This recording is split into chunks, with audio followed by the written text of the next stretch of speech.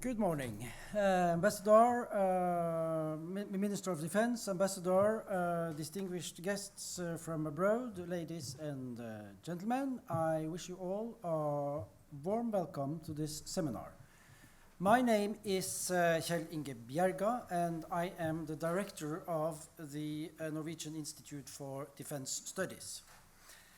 I would in particular like to welcome the Minister of Defense, who not only has found the time to be with us here today, despite having an extremely hectic period, but also to honor us by delivering the keynote.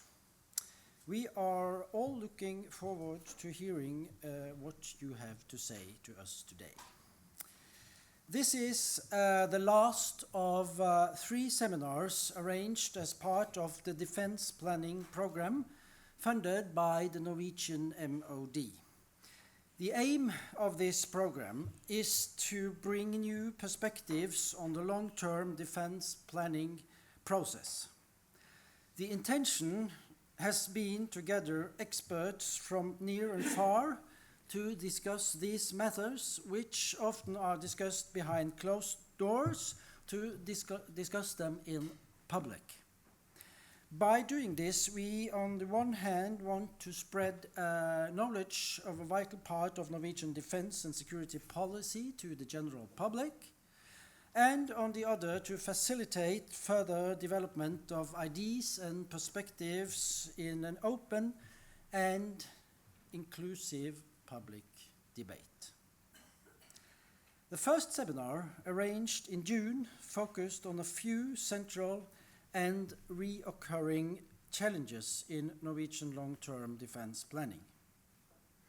The second seminar, arranged here in this room only a few weeks ago, discussed threats and defense concepts. Both these seminars had only Norwegian contributors. Today we want to get a perspective from abroad.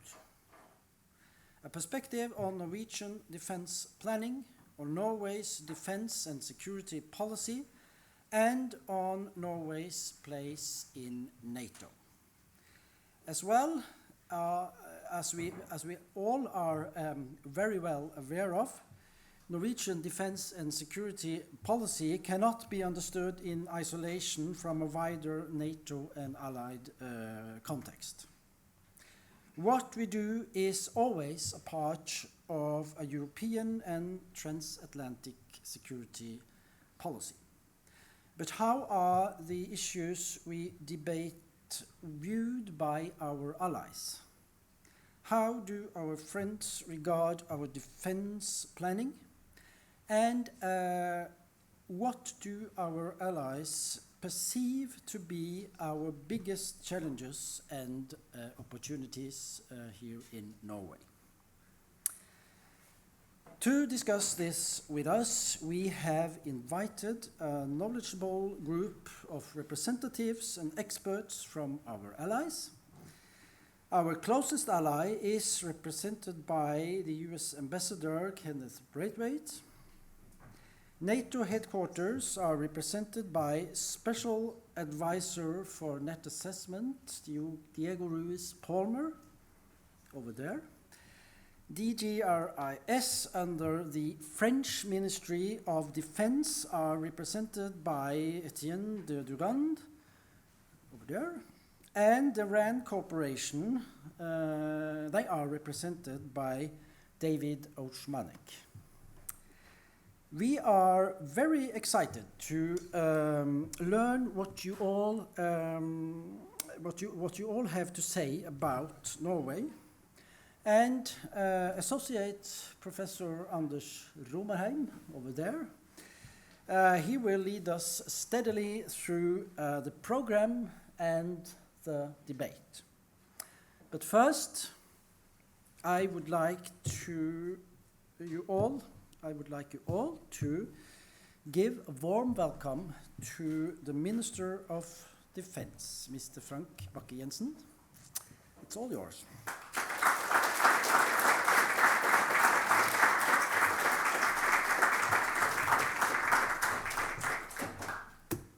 Thank you. Thank you for a nice introduction and a warm welcome. Your Excellencies, ladies and gentlemen, dear friends, it is indeed a great pleasure to open this seminar on the next long-term defense plan. In addition to involve the Norwegian public in this debate, we also seek to engage our allies and partners from other countries. The focus this morning will be perspectives from abroad. For that purpose, we have gathered what I would say is an exclusive and significant group of honored guests in today's panel. I'm looking forward to your analysis and your opinions. The long-term defense plan is a living and relevant document that's being referred to almost every day. Behind such a plan lies a great amount of work, discussion, and reflection. The aim is to analyze potential threats and challenges and to develop a plan to meet them. The present plan was based on the acknowledgement of a changing security policy environment. In addition, we saw the need to correcting an imbalance between tasks, structure, and economy. We acted accordingly, strengthened the armed forces, and reversed the negative trend. We have invested substantially in new capacities. We have spent more on infrastructure, maintenance, and spare parts. In addition, we have increased our activity, especially in the High North. In 2016, we announced that we would increase the defense budget with more than 8 billion Norwegian kroner in the coming 4-year period, and we are fulfilling that ambition. Last week, the government presented the defense budget for 2020, the last year of the current long-term plan. There, we propose to increase the spending with a net increase of 3.6 compared to 2019. In the years since we presented the present plan, the geopolitical landscape has changed. The rule-based world order that has served us well for more than 70 years is being challenged. International institutions are under pressure.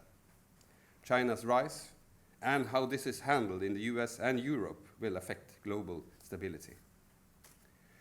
We see more competition and rivalry between the great powers, with the US, China, and Russia as main actors. A few words on Russia. Russia has taken up a more assertive posture and demonstrated a willingness to use military power to achieve political aims. It is improving its nuclear and conventional military capabilities. Long-range precision weapons can reach every corner of Europe. Large-scale snap exercises and the ability to move a great amount of personnel and material over long distances has led to uncertainty. We are observing increased Russian activity in the north. More than once, Russian weapon platforms have simulated attacks against Norwegian targets.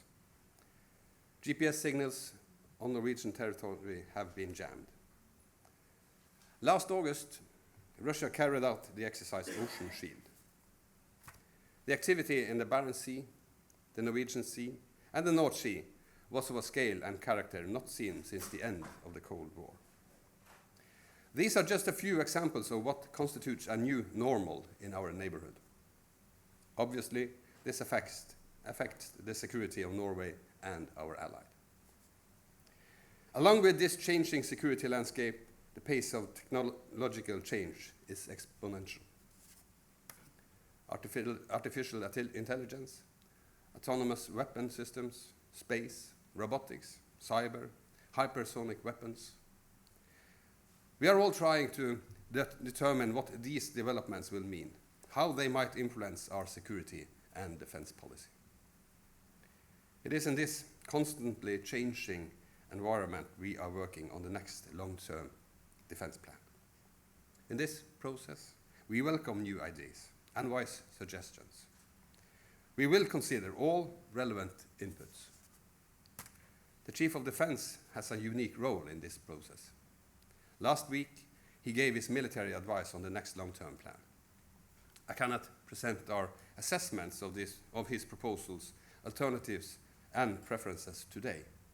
However, let me stress that we have received a very thorough and interesting report which we are now studying carefully.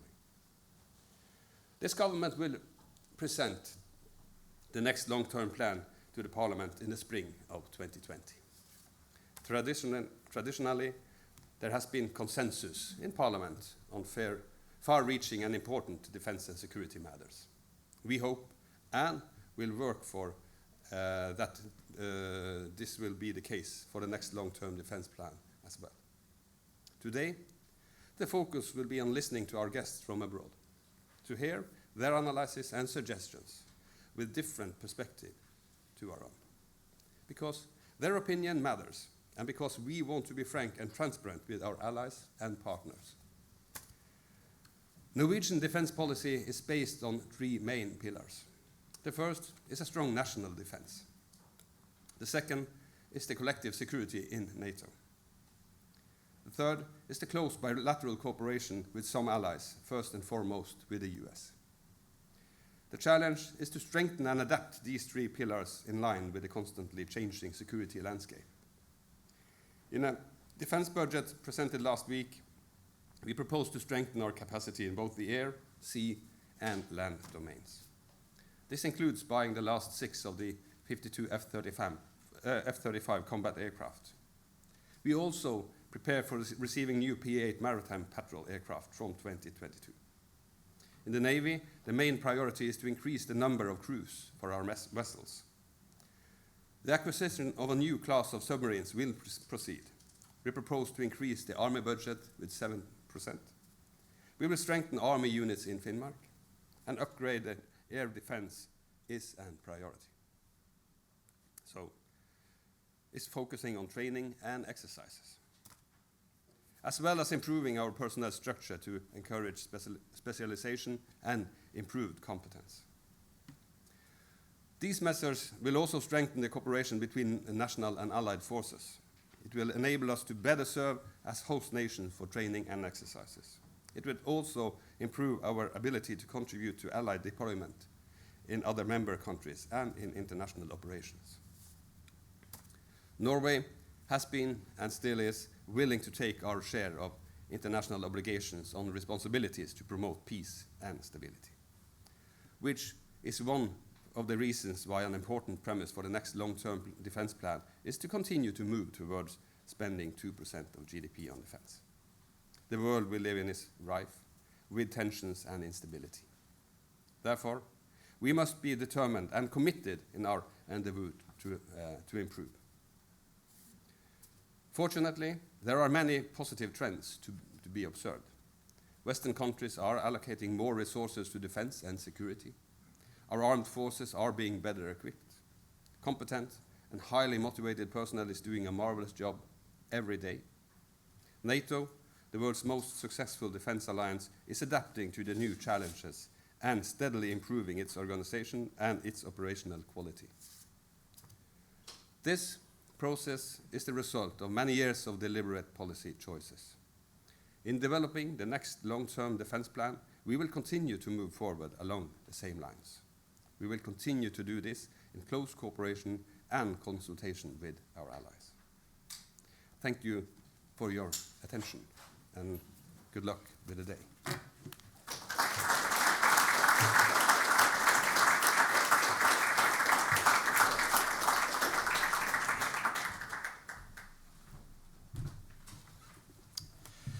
Good morning, everyone. Thank you very much, Secretary. We shall make a shift of scenes and moving on with the program. Just say that I'll just pick up on one thing that particularly caught my attention in the Secretary's remarks leading us off. He described the situation as a new normal. I think that's a very good phrase to coin the situation, because that means that it's not the new normal, it's not reversible. A different normal than what we are seeing now is feasible, it is thinkable. But we still have to act according to the new normal and a new normal as we see it around us. So with that, I am very honored to move the direction towards our closest allies. We're happy to see the representatives of our friends at the U.S. Embassy here this morning, despite the riveting final game in the National League baseball, where Washington Nationals swiped the St. Louis Cardinals by a 7-run opening inning. You don't get that every day. So it's sometimes customary to say that something is as American as baseball. I suppose the equivalent in Norway is that something is cross-country skiing as Norwegian as cross-country skiing.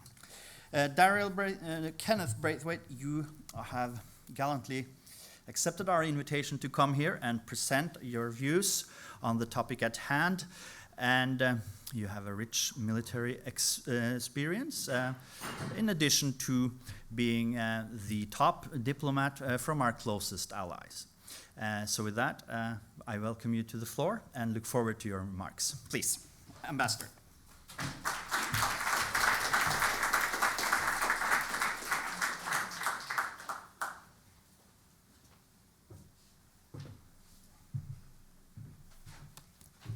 Thank you, Anders, very much. Can everybody hear me okay? I'm not one who likes to stand behind a podium. I feel trapped. If nations could overcome mutual fear and distrust, whose somber shadow is now thrown over this world, and could meet with confidence and goodwill to settle their possible differences, they would easily be able to establish a lasting peace. Mr. 𝗙𝗿𝗲𝗕𝗸𝗲 said that shortly before the Second World War. And unfortunately, I find his words as telling today as they were back then.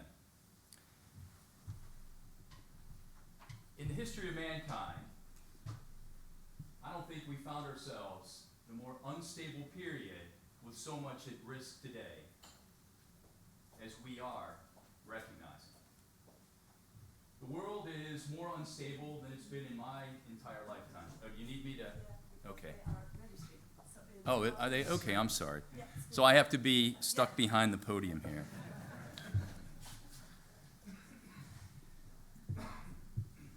The world's unstable, bottom line. We are in a new period where we have seen more activity than we have in the last 30 years. As I was saying, in my career, I've never seen the world in a more tenuous situation than we are in now. A lot of this is because of reemerging great power competition between countries who see things differently than we do in the West. That doesn't mean that we are in imminent danger of any kind of open conflict. I think it's just the opposite. Because I feel that what has helped maintain peace throughout the ages is one very important word, and that's deterrence. The famous soldier, statesman, and Nobel laureate, George Marshall, once said that the only way to win the next world war is to prevent it. And I don't think that truer words could ring true. The Arctic has seen an increase in activity, and whether we like it or not, Norway is squarely in the middle of that situation. Russia has remilitarized the 𝗙𝗿𝗄 Peninsula.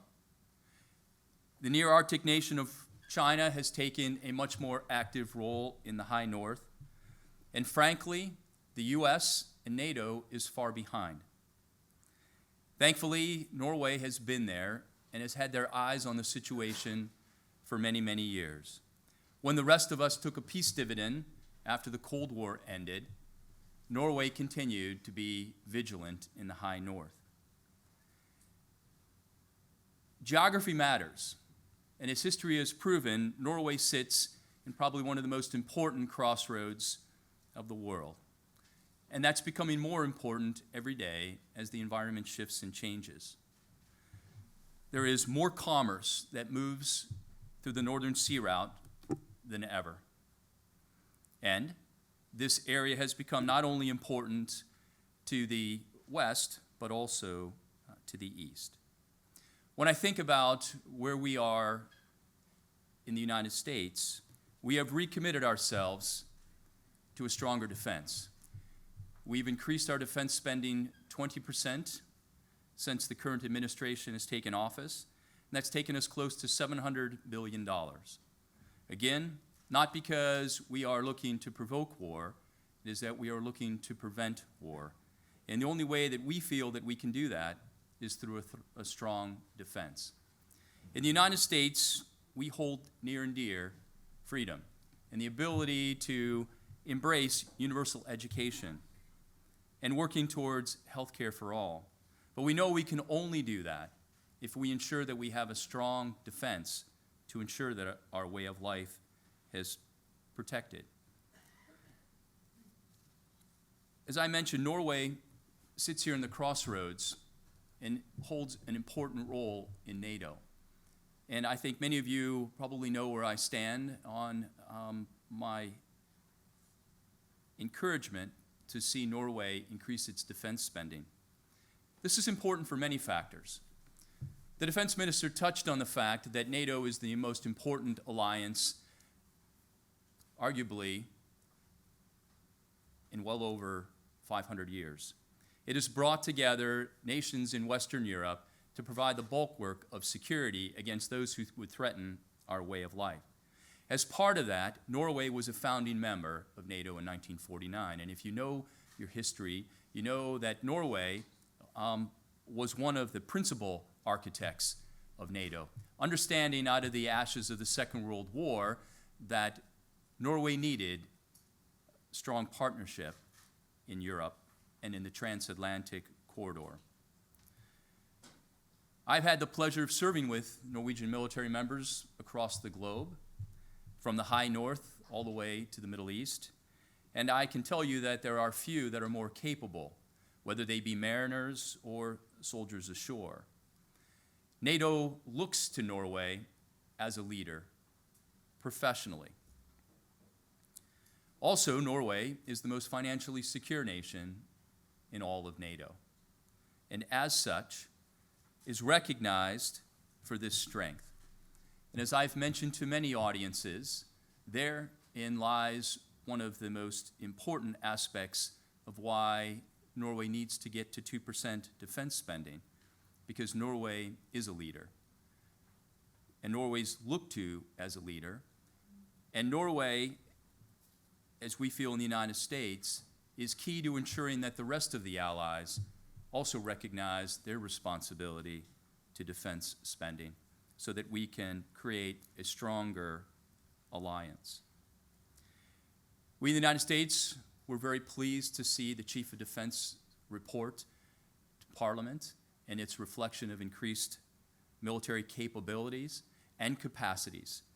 And as such, we will look forward to see how the debate continues throughout the fall and into the spring. I feel very strongly that as we look to the future, that the only way that we can ensure our way of life is through a stronger defense. And I would only hope that the alliance understands the importance of that. Not for provocation, but again, for the security that that provides. It's a pleasure to be here with you today. I look forward to your questions. Thank you.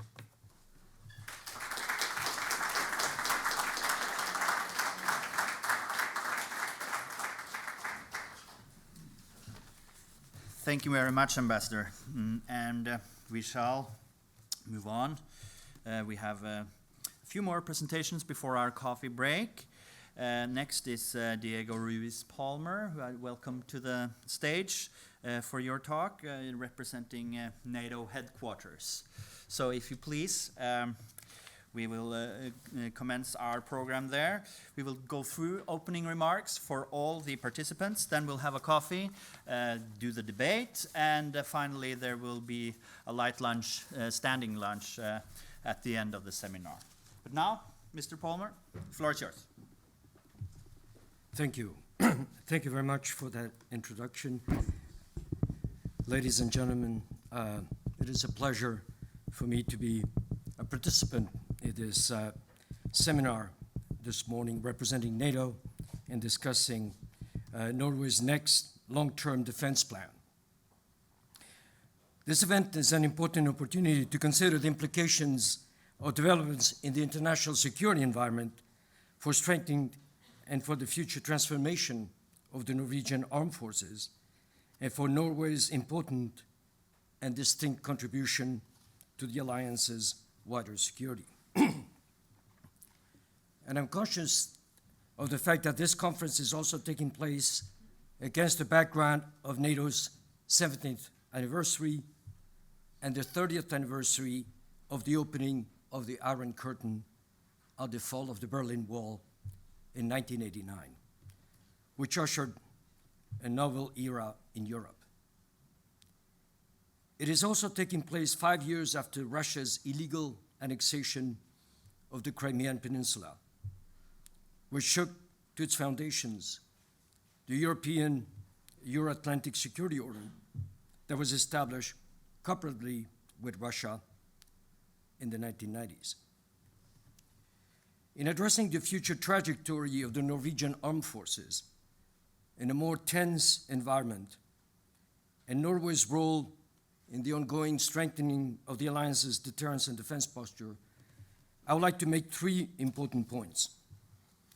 First, as the United States ambassador to Norway just reminded us, Norway is one of the 12 founding nations of the alliance. Norway was one of the driving forces in 1948-1949 on this side of the Atlantic in helping forge the North Atlantic Treaty that now binds together 29 democracies, soon 30, with the forthcoming accession to NATO of the Republic of North Macedonia. And Norway has been a leading ally over the last 70 years in advocating a strong and united NATO, and in contributing political resolve, resources, and capabilities in and beyond Europe. This role is highly valued, and it is a source of inspiration for other allies. Second, following the momentous developments that surrounded the annexation of Crimea in 2014, NATO has undertaken the largest strengthening of its deterrence and defense posture since the end of the Cold War. This endeavor has involved giving renewed emphasis to war-fighting capacity as a means to underpin credible deterrence and effective defense, and in restoring the skills associated with larger-scale joint and combined arms operations, including in the demanding operational environment of the High North. Continued progress in strengthening NATO's posture along the lines approved by allied heads of state and government in Brussels in July of last year will require, however, that many allies allocate additional resources for defense in order for all allies to meet by no later than 2024 the 2% of gross domestic product target agreed in 2014. I note in this regard that Norway is not yet there by some margin in terms of the expected trajectory of its defense expenditures over the next 5 years. The effective strengthening of NATO's deterrence and defense postures also requires generating the additional ready forces that are required to implement successfully the NATO Readiness Initiative approved last year. All of this is not incompatible with continued dialogue with Russia, and the Allies hold consultations with Russia in Brussels regularly, despite a range of major disagreements with Moscow. Third, and last, but not least, Norway's armed forces will continue to play a central role in the strengthening of NATO in several ways. First, by providing surveillance, situational awareness, and expertise on the particular geographic and climatic features, as well as on the strategic and operational characteristics of the environment here in Norway and in the Arctic region as a whole. Second, by maintaining a standing, capable, resilient, and flexible anti-invasion capability, in effect, deterrence by denial, while participating in expeditionary operations that support wider peacekeeping, stabilization, and security assistance efforts. And third, by acting as a resolute gatekeeper against the strategic envelopment of Western Europe by Russia through the High North backdoor in case of conflict, as well as an anchor for the rapid reinforcement of Norway, notably from the United Kingdom and from North America. However, the operational conditions under which these missions will be performed will require a continuous transformation effort to enable Norway's armed forces to operate successfully in a complex, multi-domain environment as a joint team, including in concert with other allied forces. After the end of the Cold War, Norway preserved essential warfighting skills, although it reduced considerably the size of its force structure, notably by bringing down the strength of the Norwegian army to a single regular army combined arms brigade.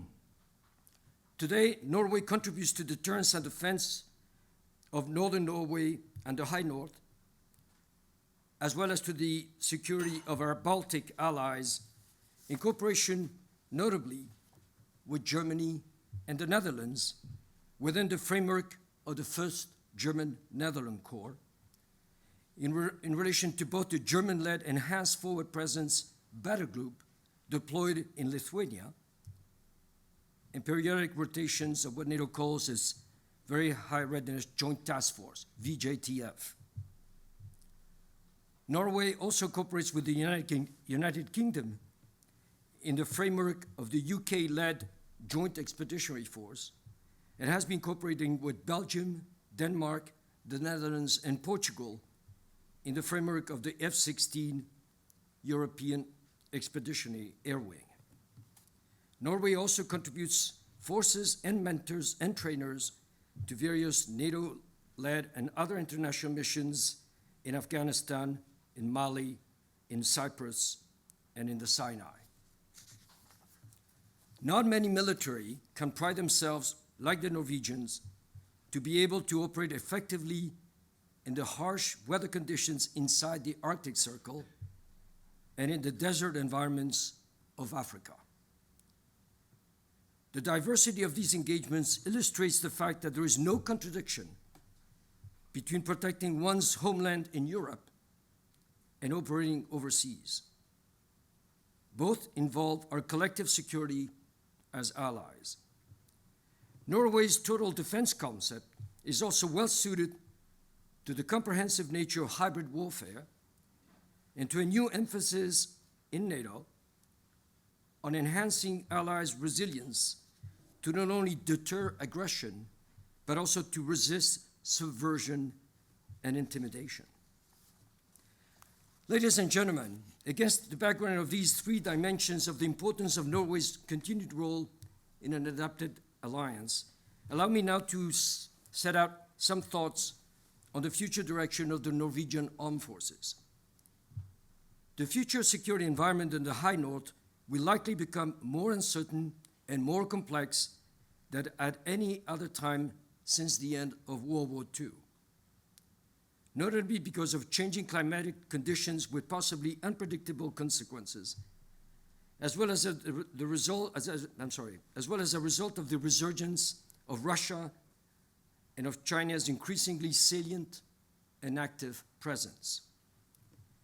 While nuclear deterrence will continue to exercise a profound restraining influence, the fear of nuclear escalation may push the center of gravity of a major regional conflict downwards towards high-end, high-intensity conventional operations that could well tax the fighting capacity and resilience of many Western forces, notably through the application of offensive electronic warfare and the control of the electromagnetic spectrum by a capable and determined adversary. Furthermore, most Western forces have been involved over the last 3 decades in small unit, peace enforcement, and counterinsurgency operations, and will struggle in some areas to restore a capacity for large-scale contingencies, notably because of a lack of suitable infrastructure and severe personnel recruitment and retention challenges. Lastly, both the geographic scope and the multi-domain scale of operations mean that all services, Army, Navy, and Air Force, will have to think and operate strategically, not just tactically, and become competent operationally in the cyber and space domains. Happily, the Norwegian Armed Forces are well on their way to meeting these changing conditions of warfare and of operational art.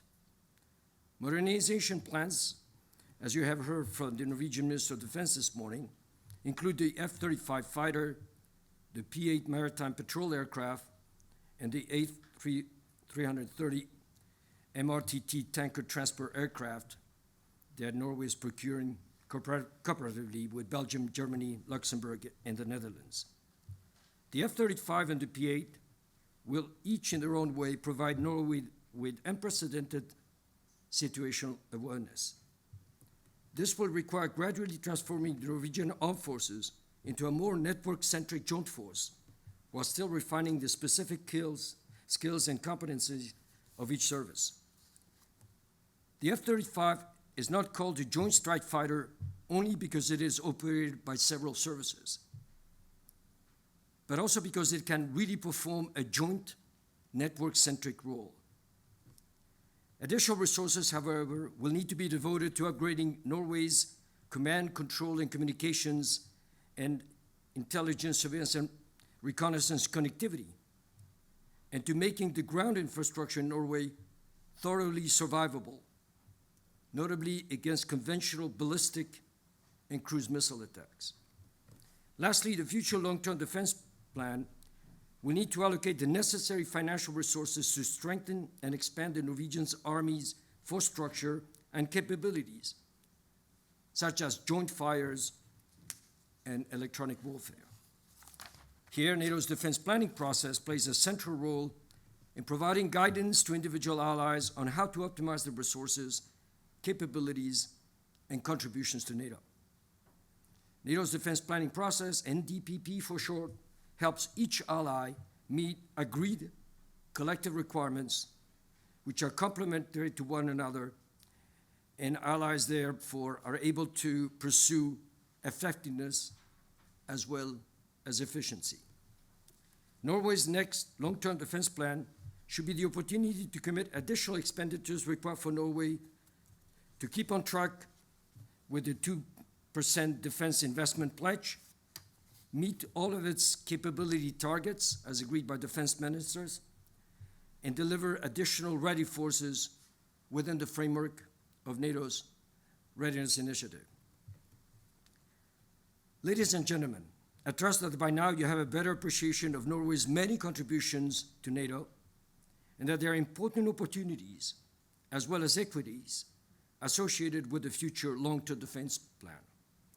These are challenging times for security policy and for the armed forces because of the more tense environment in Europe and continuing risk arising beyond Europe. In these more adverse circumstances, NATO continues to offer a reliable and predictable consultation and cooperation framework for our democracies, for strengthening our collective deterrence and defense, and for pooling our resolve, our capabilities, and our resources. We should be mindful that we protect and strengthen that very important anchor that NATO is for all its members. Thank you for your attention.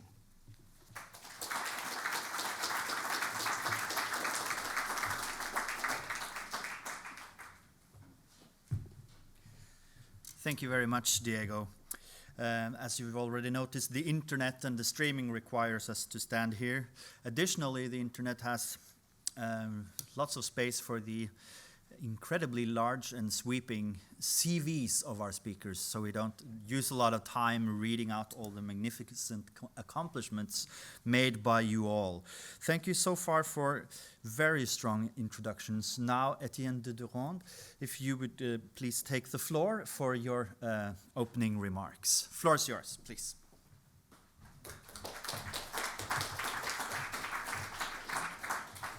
Thank you very much, and thanks to IFS for this invitation, this new invitation. It's always a pleasure to come to Oslo and to address you, and especially this morning to address such a distinguished audience, and even more so because you're asking a foreigner to discuss a core national issue, which is national defense.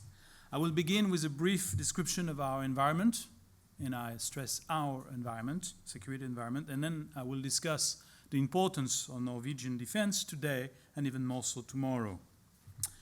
So let me begin with our current and foreseeable strategic environment. It's been said already, but I need to stress it again. It is the most serious we have faced in decades. And I'll refer you to our strategic review, the French strategic review of 2017, which I will briefly summarize for you because I think you will recognize not just the predicament of my country, but the predicament of Norway and indeed the predicament of Europe writ large. First, there are ongoing and very acute crises today with defense implications. I don't need to dwell on that. In the Middle East, of course, multiple and interconnected crises, in fact, from the Levant to Yemen to Afghanistan. There is also a crisis going on in the wider Sahel region. And less visible, but no less acute, are the tensions in the South China Sea and also in eastern Ukraine. I would also want to point out that multilateralism, as we've known it, is under attack from all sides within the international institutions that we cherish, but also within our own societies. So that's the surface picture, if you want. But let me point to the enduring risks and threats. Regarding risks, we all know them, from migrations to climate change, to energy tensions, to organized crime. All those are aggravating factors that play a role in the crises that I've just described. And then there are threats in a defense sense. And we recognize three threats in France. We identified three of them. And we would call that the new normal, indeed. The first one is jihadi terrorism. And we should not forget about it, because the threat did not stop with the territorial caliphate. The threat just went clandestine. ISIS has survived by returning to its roots, and it could rise again very quickly indeed. And Al-Qaeda has not disappeared either. Al-Qaeda and its various regional branches, they thrive today, as does radicalization, including in the midst of our own societies. The second threat is WMD proliferation, and I should also add the general spread of technology, which is now empowering all kinds of actors, from extremist terrorist organizations. Let me remind you that ISIS uses drones. They can use commercial drones very easily. They've also tried to, they've used chemical weapons and they've tried to improve them. But also regional powers like North Korea, that has now an ICBM capability, meaning that they can target Europe with missiles, and tomorrow probably also nuclear weapons. Even the Houthis can now organize salvo strikes of missiles against Saudi Arabia. So this is a general phenomenon, and it won't stop just with a few actors. It will continue all around us. And the third threat, it was already mentioned, of course, is the return of great power competition, with the reconstitution of Russian military power and the rise of China as a global and strategic competitor. And finally, the implications and side effects of the rising US-China rivalry. So out of that very brief description, let me draw tentatively three conclusions. The first should be obvious to all, and I think it is to you in Norway as it is to us in France, but it's not always the case in Europe. European countries cannot seriously expect to remain unaffected by the landscape around us, by those worrying developments, whether terrorism or the decline of multilateral institutions. I mean, it already affects us. The second is that the spread of technology, and thanks Diego for pointing all of that to us, makes it mandatory for European countries to reinvest in high-end so-called symmetrical capabilities. It's required for collective defense. It's also required for power projection and interventions abroad for the reasons I pointed out. Regional actors won't be as, they won't be in a position of military weakness or relative military weakness as they used to be 20 years ago compared to our own capabilities. We will have to operate in so-called contested environments, operational environments. Finally, third conclusion, distance matters way less than it used to be. It's because of global trends like migrations, but also because all the risks and threats are converging and concern all of us in the alliance, and especially in Europe. For instance, the whole debate about the northern flank versus the southern flank, we find it to be really to make less and less sense. They had jihadis in Nordic countries. You have your own jihadis as we have our own jihadis. And last time I checked, the Russian Navy was in the Med Sea again. So, you know, the difference between North and South doesn't make that much sense seen from Europe anymore. So we have to face all those risks and threats together. We don't get to choose. We don't get to pick. Okay? And best face them together. So now that I've briefly described the environment, let me talk about Norwegian defense as best as I can, coming from abroad. We are aware in France of the role you play, and the very important role you play for European security. Norway is a staunch defender of multilateral institutions, international institutions, and as we are, and we find it very much in need today of countries that share that view. We know also that Norway is a responsible country, and you put in everyday practice a firmness and dialogue policy with your large eastern neighbor, or northern neighbor, depending on where you look. And it's very important that we maintain the two, firmness and dialogue with Russia. Norway has proved willing to shoulder responsibilities alongside allies from Libya to Afghanistan to Iraq and to Mali. And you're involved in European security at various levels, multiple levels, within NATO, obviously, regionally with NORDEFCO, the JEF was mentioned. Diego, let me point also to the fact that Norway is now part of EI2, so the European Intervention Initiative, that is meant to increase the convergence of our strategic cultures and our joint ability to use force if necessary, but certainly to project abroad when it's needed. And finally, Norway has never lowered the guard like several European countries did, unfortunately, regarding its territorial defense. You've cut, as we have, as everyone has in the 90s, but you've retained the essential, the core defense skills. Norway is also open to the importance of more distant issues that are not immediately connected to the defense of Europe, but that have profound effects on its stability. And I'm thinking of Africa and the southern flank in general. And we are grateful for your involvement with us in the Sahel region. Rumor has it that that involvement could grow, and all rumors are not bad. Let me point that out. Indeed, the Malian forces require all the help they can get to become operationally autonomous and able to tackle a very complex and multidimensional crisis. Not just in Mali, by the way, but the whole Sahel region. Norway understands, as we do in France, that stability in Africa and along our southern flank is indeed crucial for your long-term security and stability. Now, let me turn to the future and try and briefly say why we think Norwegian defense will matter even more. This is because of objective reasons and also some long-term trends that appear hardly reversible. So Norway matters to the defense of Europe, but Norway can also contribute and enhance the security of Europe.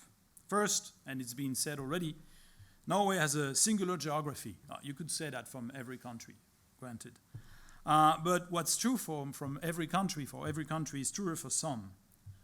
You have Russia as a neighbor, You're the northern limit of Europe. You're the key to the Arctic region. You're also key for the long-term energy independence of Europe. And the last two issues are connected, obviously. So your long-term security is not just a concern for you or for NATO. It's a concern, or should be a concern, for every European country.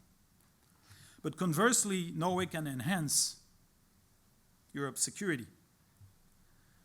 First, and this is my punchline, I should stress right away, you always say you're a small country. You're not. Okay? You may be small in population terms, in terms of small population base, and you may be accustomed to that. But strategically speaking, you're not small. In terms of budget and capabilities, Norway has grown.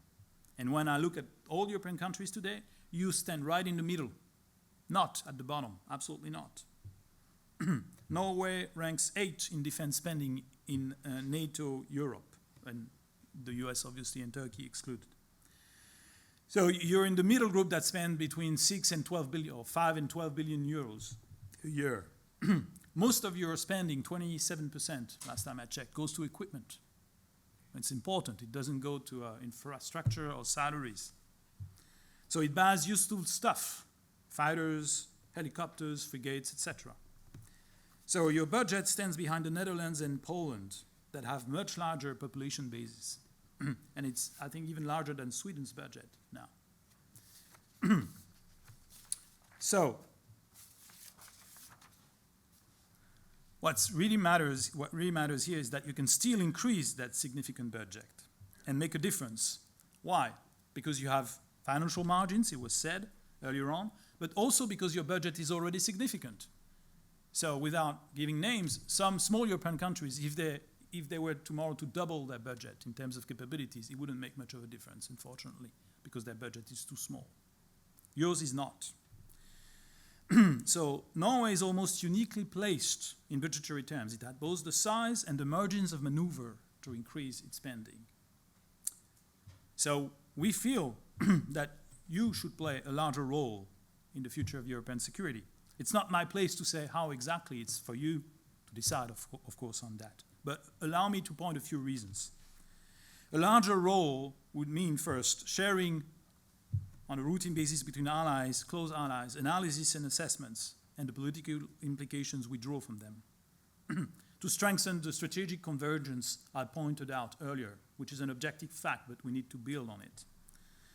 It means also continuing your diverse operational commitments. They were enumerated already. But it means, of course, increasing your budget and your capabilities. The more you will be able to ensure the defense of your own territory alongside with allies, and the defense of Norway is not just ashore, it's also offshore, as you know, it's also maritime problem. But the more you will be able to do that, the more you will be able to contribute to Nordic security in general and to, of course, the defense, the collective defense of the alliance, including reactivity. And it was pointed out earlier, there is no contradiction between the two. It's quite the opposite today. Playing a significant role in the alliance require you and us to be reactive. And beyond the immediate defense of the alliance, an increase in Norwegian capabilities would also be a major contribution to power projection writ large abroad and stability mission in the greater neighborhood of Europe. So let me conclude. Tomorrow, even more so than today, the defense of the homeland will sometimes start very far away from our shores. We would like you to increase your budget and capabilities the way we are, and let me tell you, we will meet the 2% pledge, not because we are asked, but because we think we need it, because it's our assessment that we need to reconstitute defense capabilities and to increase our defense posture. But we also know in France that we need close and strong allies and partners, and that's why we need Norway. Thank you.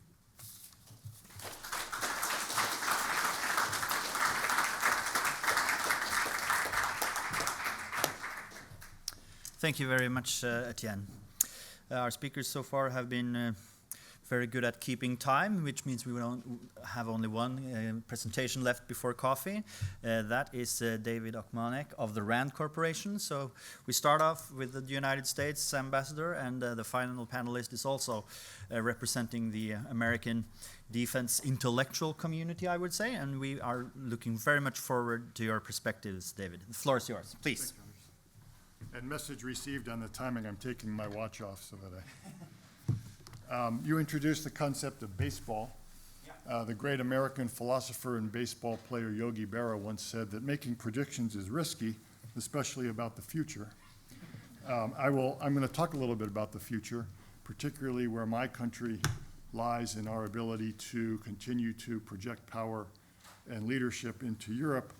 But I will avoid making predictions and simply lay out some factors that I think could affect that course as we go forward, but also start by looking a little bit backwards.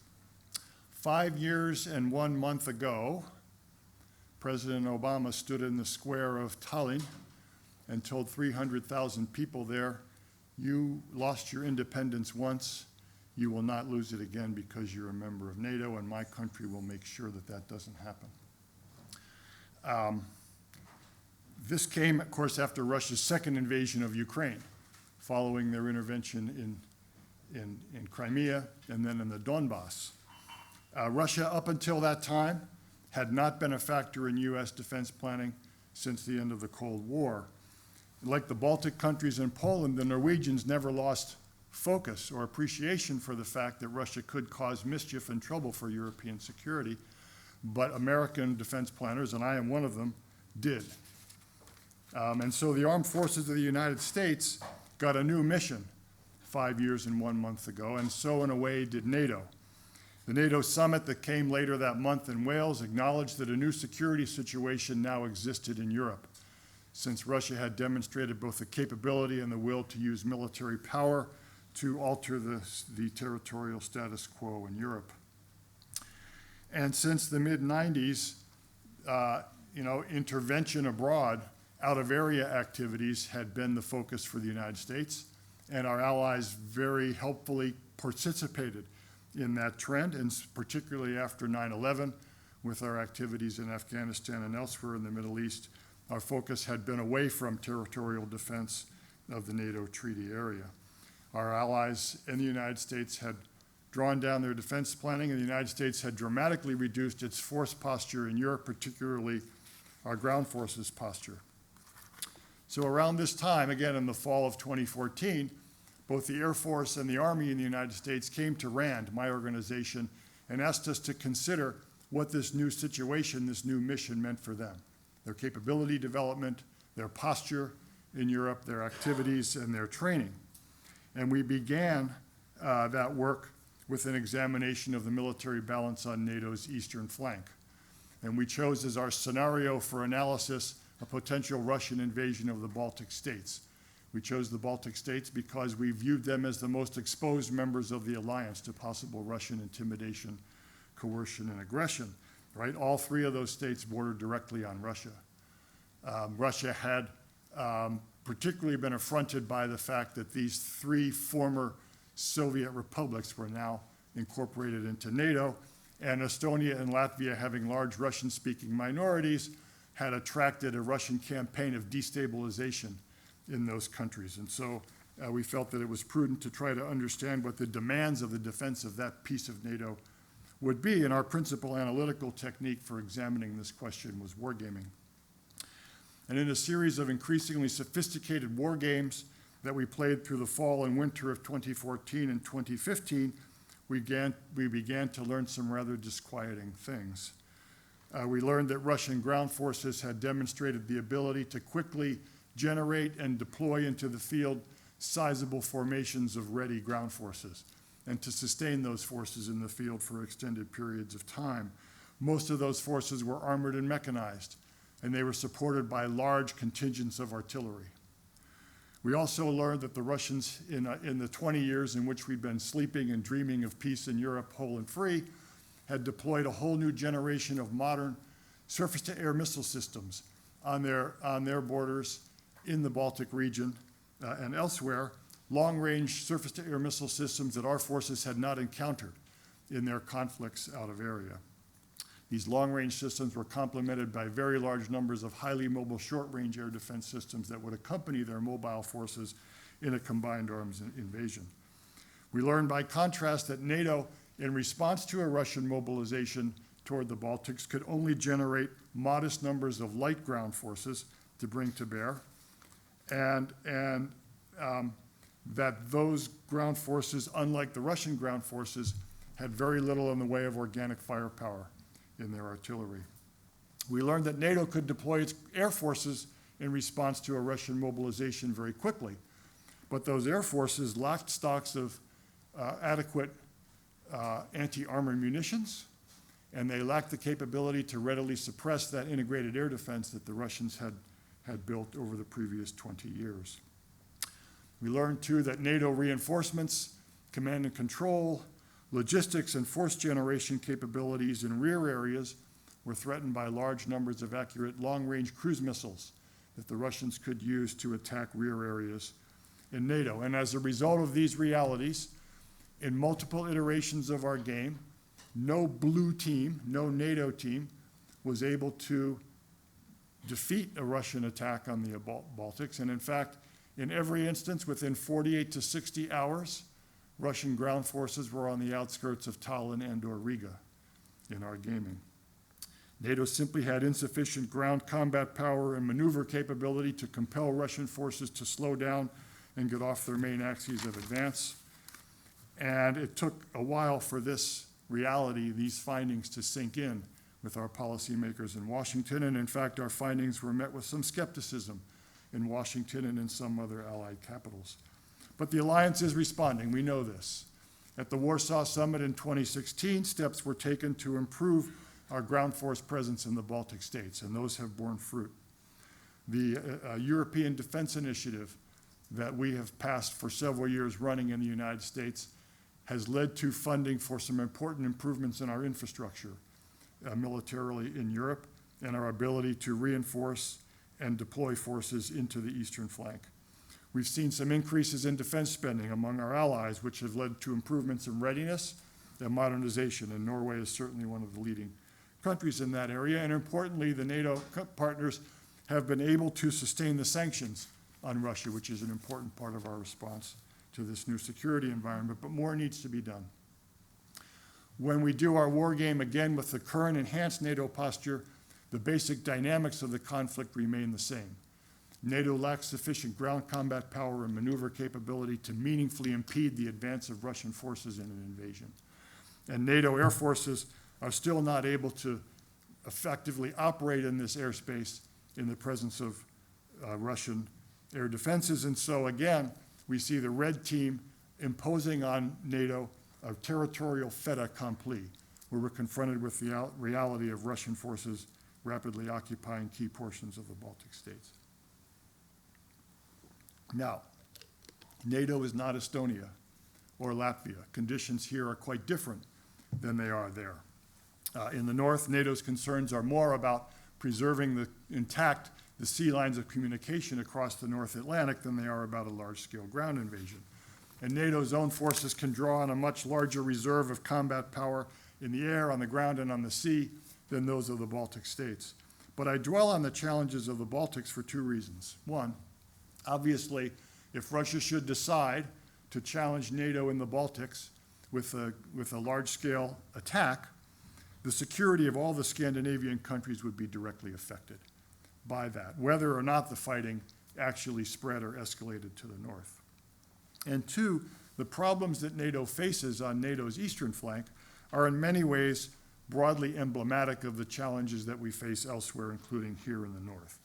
Russia, as we know, has invested in a broad array of anti-access area denial capabilities, long-range precision strike systems, this dense integrated air defense I've spoken about, challenges to our command and control with cyber attacks, dominance of the electromagnetic spectrum, and threats to our space-based assets that are so important to orchestrating modern military operations. Russia enjoys local superiority on the ground in these areas, and NATO, given the modest number of American forces that are deployed forward, and rather low levels of readiness in the forces of our leading European allies, is trying to respond to a Russian movement with an expeditionary strategy. That is inherently difficult and actually inherently risky. And so the multi-dimensional nature of the Russian challenge is such that simply buying more and better stuff is not going to be sufficient to credibly deter aggression in this way. And so the challenge to us is not simply to raise our defense spending or even to focus that spending on key capabilities, but actually to find a new way of projecting power. The standard American approach of flowing forces to a threatened region after the warning signals arrive of a potential attack likely will fail if tried against a capable adversary such as Russia or China. And so this is now the focus of defense planning in my country, trying to find a new way to project power in the face of these highly capable adversaries that can contest for dominance in all 5 domains of military operations: air, sea, land, space, and cyber. Now, there are reasons to believe that this new approach is feasible. Analysis is pointing to some changes we can make in our capabilities, in our posture, in our concept of operations that can actually work in this challenging environment. And the good news is that wholesale changes in force structure are not required. The keys to moving the needle in this environment are things like proliferated networks of sensors, jam-resistant data links that can connect sensors to deciders to shooters, small autonomous unmanned aerial vehicles, standoff weapons, cruise missile defense, and base resiliency in areas that might come under attack. In short, we're talking about enablers here and posture, not massive changes in our platforms, not massive increases in force size. And that makes this new approach to warfare likely affordable. So it's not really a question of technology in our view. It's not a question of money even. It's a question now of wisdom and will, I think. And I'm speaking particularly as an American now. Do we, at this time, have the wisdom and the insight to focus our defense resources on these non-traditional kinds of investments that can really make a difference in this anti-access area denial environment? Or will we be tied by our politics, by our traditions, by our short-sightedness to a business-as-usual approach to force development? Equally important is the question of whether we, again in the United States, have the will to continue to lead and make the sacrifices required to lead in a credible way. 3 years into the Trump administration, one has to admit that these are open questions. The approach of this administration to foreign and defense policy can most charitably be described as not serious. And the less said about the personal qualities of our president, the better. But even if Trump departs the scene in 2021, there remain structural divisions and problems within the American electorate that will make it difficult to conduct a coherent foreign and security policy going forward. We have not been able to be rational about taxation and fiscal policy in my country. Important parts of our domestic policy, our healthcare situation, our education, are not performing well. And there will be pressures to focus on these and to make them right, perhaps at the expense of defense and foreign affairs. Strategic short-sightedness is always a threat in the United States. There's this temptation to think that what happens in the rest of the world doesn't really matter for us, as we can sit behind our 2 oceans and be insulated from this. But now that my father's generation is departing this earth, the question is, will this new generation have to relearn the hard lessons of World War II, that you cannot insulate yourself from events abroad? More than 200 years ago, the Constitution of the United States was ratified. And it is said that when the delegates came out of that meeting room, people waiting in the streets asked them, "What kind of government have you given us?" And the answer was, "A democracy if you can keep it." In that spirit, we can say to ourselves that we've inherited from the previous generation a peaceful, prosperous international order governed by laws and liberal principles, if we can keep it. Thank you.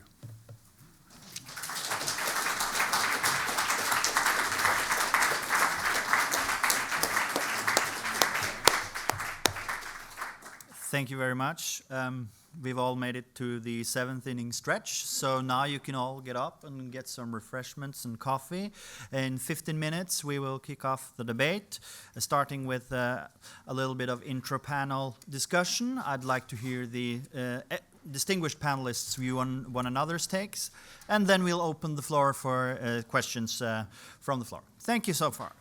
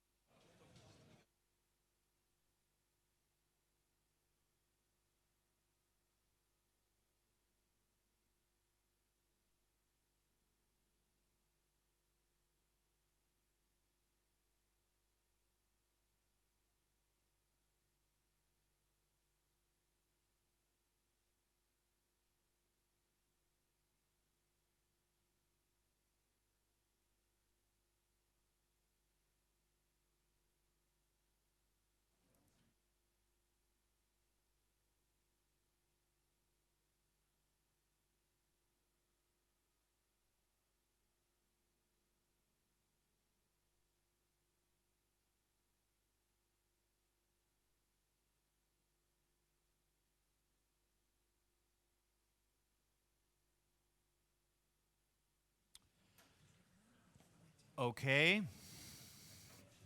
Everyone's had their coffee. French-inspired pastries in honor of 𝗙𝗵𝗸𝗲. I've also dressed up in red, white, and blue in honor of the tricolor, the Union Jack, the Star-Spangled Banner, and the Norwegian flag. If you'd please now, panelists, join me on stage. Ambassador, if you take this position, and you can fill in from this side, and we'll get the discussion going. There's a lot to dig into. Yeah, meet and greet. Kenneth, this is Etienne. Yeah. Wonderful. I'm especially interested in, and I'm sure the audience shares that sentiment, your reactions to the other speakers.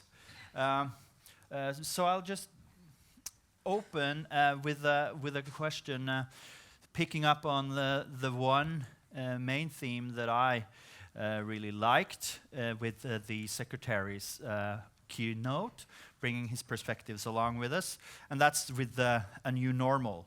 How do we, as allies, contribute to a new normal? And I'd like you to answer that question on an alliance perspective. At the end, you talked a lot about there's no north and southern flag, there's NATO.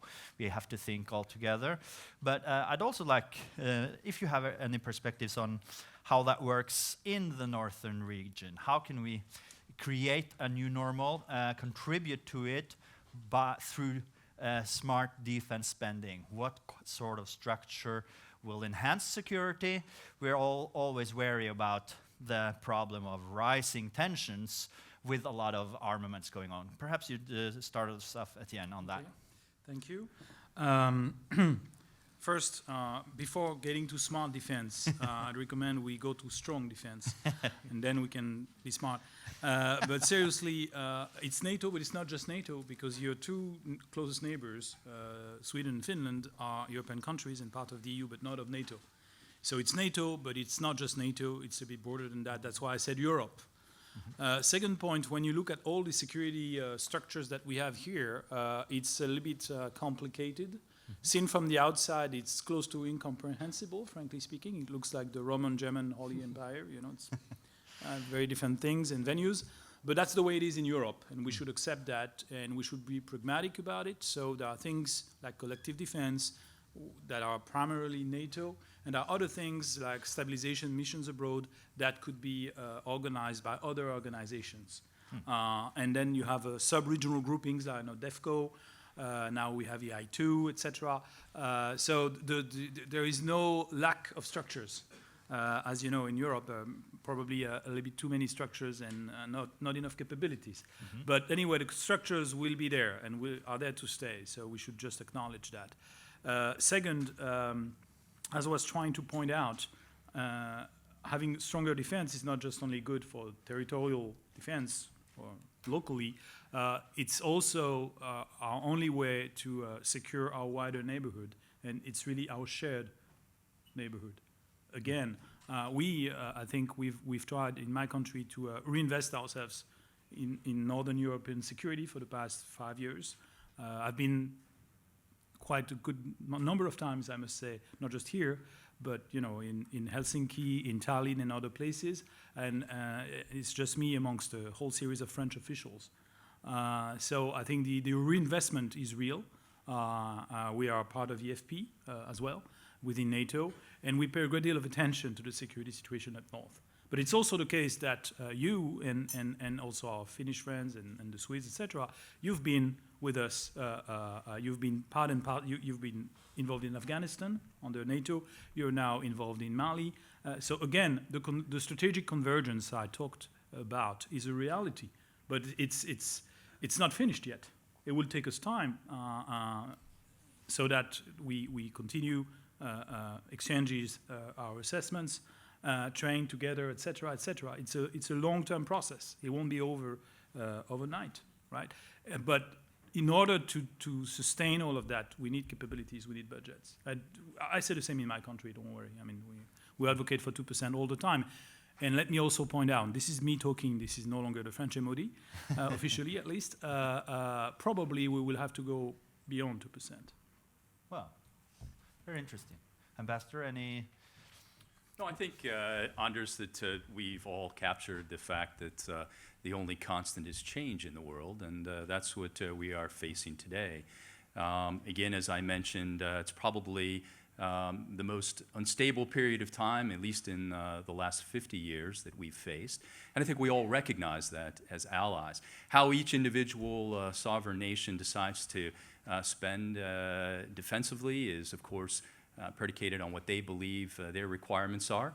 I think that was reflected in the Chief of Defense's report to the Storting. And again, we were pleased to see some of the capabilities. I'm a pretty strong navalist. I think my career speaks for itself. And you know, as such, I would like to personally see a recommitment of Norway as a great maritime nation in that space. But again, I think all NATO recognizes after the spring of 2014, when Russia decided to annex the Crimean Peninsula, after they already had some excursions into Georgia or into eastern Ukraine, that the world had entered a new period of time. And I like to ask audiences, I usually speak at universities, you know, why did Vladimir Putin take the Crimean Peninsula? And of course, all these students give me great strategic reasons why, or historical perspectives on that action. But ladies and gentlemen, it's as simple as he could. Why? Because as David indicated, we were focused on an asymmetrical war in the Middle East. We had transferred our attention as a NATO entity to out-of-area operations, and we'd forgotten what NATO was created for, and that was security in Europe. So whether or not you look to our current actions as being provocative, I would say, and go back to what I said earlier about providing a strong deterrence, our activity is in response to Russian recent activity. And I think as we continue to play this out, if you've spent any time in Russia, I've had the great fortune to travel there several times. The Russian culture is one that respects strength. And as such, if we remain strong, again, I've met with many Norwegians along the border in both Troms and in Finnmark, and they tell me that during the Cold War, it was actually a pretty peaceable place to live up there. There was a respect and appreciation for capabilities. And not that I'm looking to enter a new Cold War, I'm not. Jim Mattis and I have had several discussions about that.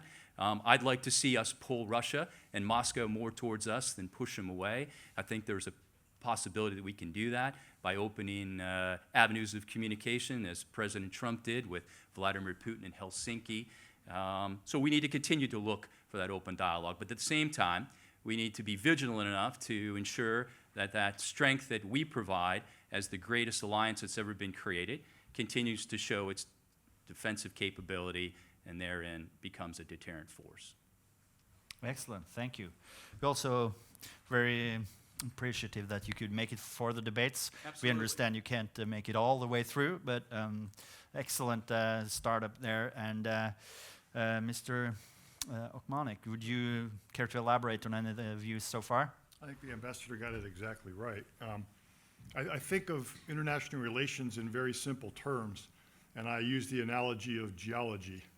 Right? We know now that plate tectonics, things that happen miles under the surface of the earth, are responsible for the phenomena we observe on the surface. You can't have stable geopolitics unless you have an underlying balance of power when the contending sides don't share objectives. Right? The old normal was Europe whole and free, Russia's going to become more like us, they buy into the rules of the system, deterrence is no longer the thing. We're back, whether we like it or not, to a situation where deterrence is necessary. And Diego used a very key word in his presentation, deterrence by denial, confronting the Russians with the prospect of failure if they break the peace with aggression. And again, as sort of depressing as the results of our wargaming have been, the war games also give us the opportunity to explore new ways of defending, new capabilities we can bring to bear. And we see in those the potential to, in fact, have a defense posture that is affordable, that's technologically feasible, that can create a credible prospect of failure should the Russians attack us, and we need to move toward that collectively as an alliance. So thank you. Great. Diego, any? Thank you. I think the question that you raised about how to look at this new normal through Norway's lens is an important one, because in a way, the high north environment today is a microcosm of some of the changes we have seen in the wider environment. During the Cold War, it was very much a sort of southwest to northeast axis that you look from the JI-UK gap up to Murmansk and the Kola Peninsula. But today you cannot look at the high north just through that southwest to northeast axis. You have to do it in a much more 360-degree, and you have to take more into consideration than just Russia, and certainly not Russia just in the high north, but in the wider European context. So I think, as my fellow speakers have made the point this morning, particularly United States Ambassador, Norway is now at a strategic crossroads. And also Etienne spoke about the relationships that transcend the old north flank, south flank, geographic considerations. So I think we can draw some interesting insights from our strategic and operational practices during the Cold War, but we cannot just take the Cold War framework and try to apply it, because we're in a totally different geopolitical configuration. What is a concern to me, particularly vis-a-vis Norway, but not just Norway, is what I call Russia's pullback, pushback, pullback, and pivot, which is that Putin is trying to withdraw Russia from the Euro-Atlantic international system. It doesn't want to engage with us. It really is trying to pull Russia away from us and basically create a Eurasian fortress. And that means that we will have less opportunities to engage with Russia because they don't want to engage with us. And that is a dangerous strategy. Even during the Cold War, the United States maintained a multiple engagement strategy with the Soviet Union. Today, that framework of engagement is very thin, even though we try to maintain that dialogue with Russia, as I said, by meeting with Russian representatives in Brussels monthly. But that strategy of Russia to push back, pull back, and pivot is, in my view, different, very risky. My last point is NATO has been essentially about what I would call togetherness. That is, in 1949, 12 democracies on both sides of the Atlantic, including Norway, made what I would call a strategic and almost irreversible commitment to a common purpose. And I would encourage you to read the North Atlantic Treaty. It's about 2.5 pages long. It reads in about 15 minutes. So anybody who is even challenged by today's cyber standards can handle it. And it demonstrates that in those years, people could say strong things in few words. But what's interesting is that there's nothing about threats, risks, challenges, Soviet Union, or anything of that sort. It is all about we. It is all about we, what we want to do, we, the 12 democracies, and now the soon 30 democracies, want to do together. It's a very inspirational text that talks about common purpose, shared destiny, hanging together, being together. And that is really the fundamental purpose of NATO. Everything else flows from that. If we remain together, we will be able to face this new normal. And all the instruments that NATO has had, common infrastructure program and common command structure, standing forces, standardization, everything else flows from the fact that at the end of the day, despite our great differences, I mean, imagine a country as large and powerful as the United States, countries as small as Iceland, Luxembourg, Albania, Montenegro, North Macedonia. Yet, at the end of the day, despite all their differences, their asymmetries, they have to face one issue, togetherness. Are we going to remain together? Are we going to make that decision that is essential to maintain the consensus? And as long as we are committed in each capital to doing that, I think that bears, will bear fruit and will allow us to be steadfast in our purpose. So this is really what is important about Norway's role, is you have been part of that, I would say, inner circle that came together 70 years ago.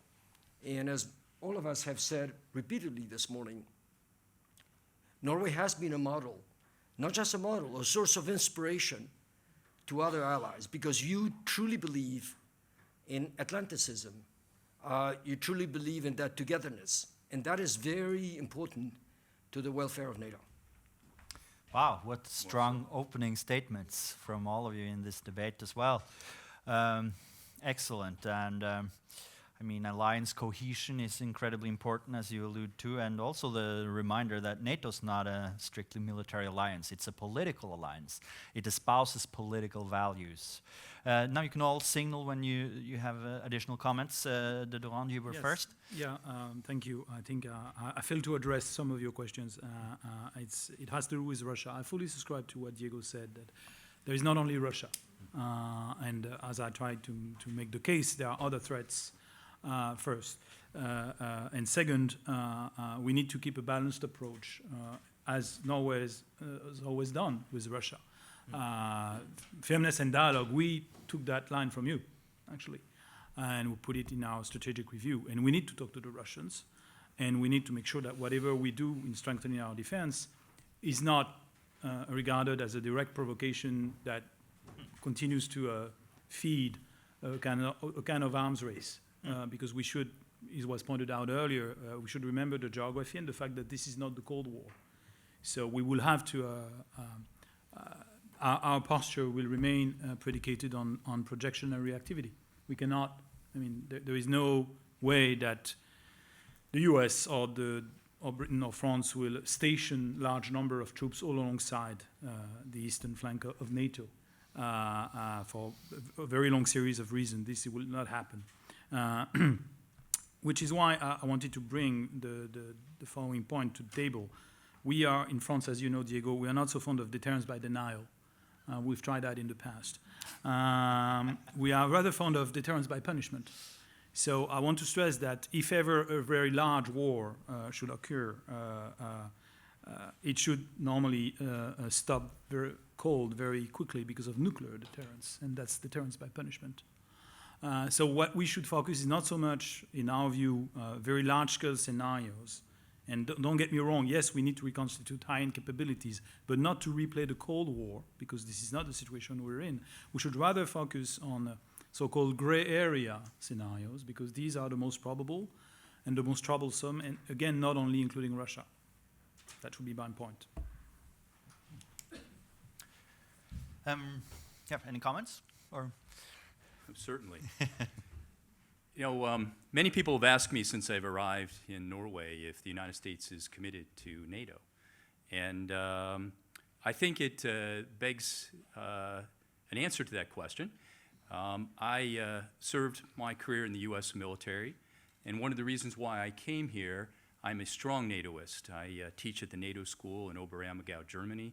I've been fortunate to participate in many NATO exercises. In fact, the first time that I came to Norway was 1989 as a Navy pilot aboard a carrier operating up in the Vestafjord. So the United States, ladies and gentlemen, is extremely committed, both politically and militarily, to NATO and the defensive capability that NATO provides. It's one of the reasons why we continue to spend the percentage of our GDP that we do on military capability, because we know that the United States needs NATO as much as NATO and the allies need us to be part of such a strong and committed alliance. But many people have questioned the President of the United States on his rhetoric and what he has said concerning NATO. And I would offer you just a few thoughts about that.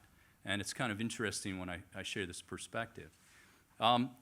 First of all, Donald Trump is not a politician. And I've endeavored not to apologize or make excuses for what the president does or doesn't do. In fact, I check my Twitter feed every morning to see what my workload might be before I head out to work. But I will tell you this, that Donald Trump is not a politician. He speaks his mind, and sometimes he does that without a filter. He's definitely not a diplomat. I think we all know that. But he's a businessman. For the last 8 years, I've spent my life in the private sector as a businessman, working on the art of negotiating as a healthcare executive with some very big healthcare companies like Johnson & Johnson and Medtronic. And I would offer you this to contemplate, that when you come into a room to begin a negotiation as a businessman, the worst thing that you can be is to be predictable. And that is because you give up the opportunity to leverage your unpredictability of being able to walk away from the table, and therefore, hopefully, get your competitor to come a little bit more towards your point of view. Therefore, you garner the advantage in that negotiation. Unfortunately, I'm not a career diplomat. I'm learning from some very good ones. I'd like to think in my Navy career I did a little bit of diplomacy. But in the art of diplomacy, stability is the most important thing. To ensure that our allies understand that we are as committed to them as they are to us. That's written in the blood of our forefathers. As David indicated, we have a tendency in America to sometimes be an isolationist state because we have these big bodies of water that separate us from the rest of the world. Well, my father was on the third landing craft to land on the Normandy beaches in the very first wave on June 6th. And I learned growing up in a very Midwestern, humble manner that our commitment is not just for the security of America. It's for the security of democracy, as David indicated a little while ago. I live today in Philadelphia, where those delegates came out of Independence Hall to talk about the importance of democracy and if we had the means and the commitment to keep it. I will tell you this, that in the last few years, defense spending has gone up by almost $50 billion because of the instability injected in the dynamic between the allies of questioning whether or not the United States is committed to mutual defense. Whether that's good or bad in the process by which we have achieved those goals, it has, for the first time in the history of the alliance, rebalanced some of the commitment that our allies have made towards NATO as an entity. And I would offer you this. The first president of the United States to ask for burden sharing was the president of the United States when I was born, John F. Kennedy, the 35th president of the United States. And every succeeding administration has done the same thing, has continued to ask the allies to help us out. Fortunately for us, coming out of World War II, we were untouched by the devastation that destroyed most of Europe. And we came here as Americans to help rebuild because we knew that the Western democracies, again, were with us as our partners, as our allies, and as our friends. And the last administration in 2014, when President Obama was in Wales and agreed that 2% would be the benchmark, I just wrote an op-ed on this a couple weeks ago. You can go back and check out the history of where the 2% came from. But it was a commitment that all the allies made, including Norway. It was what was felt a reasonable contribution to ensure mutual defense for all of us. But I will tell you that in the current administration, we accepted that commitment to encourage our allies to increase their spending.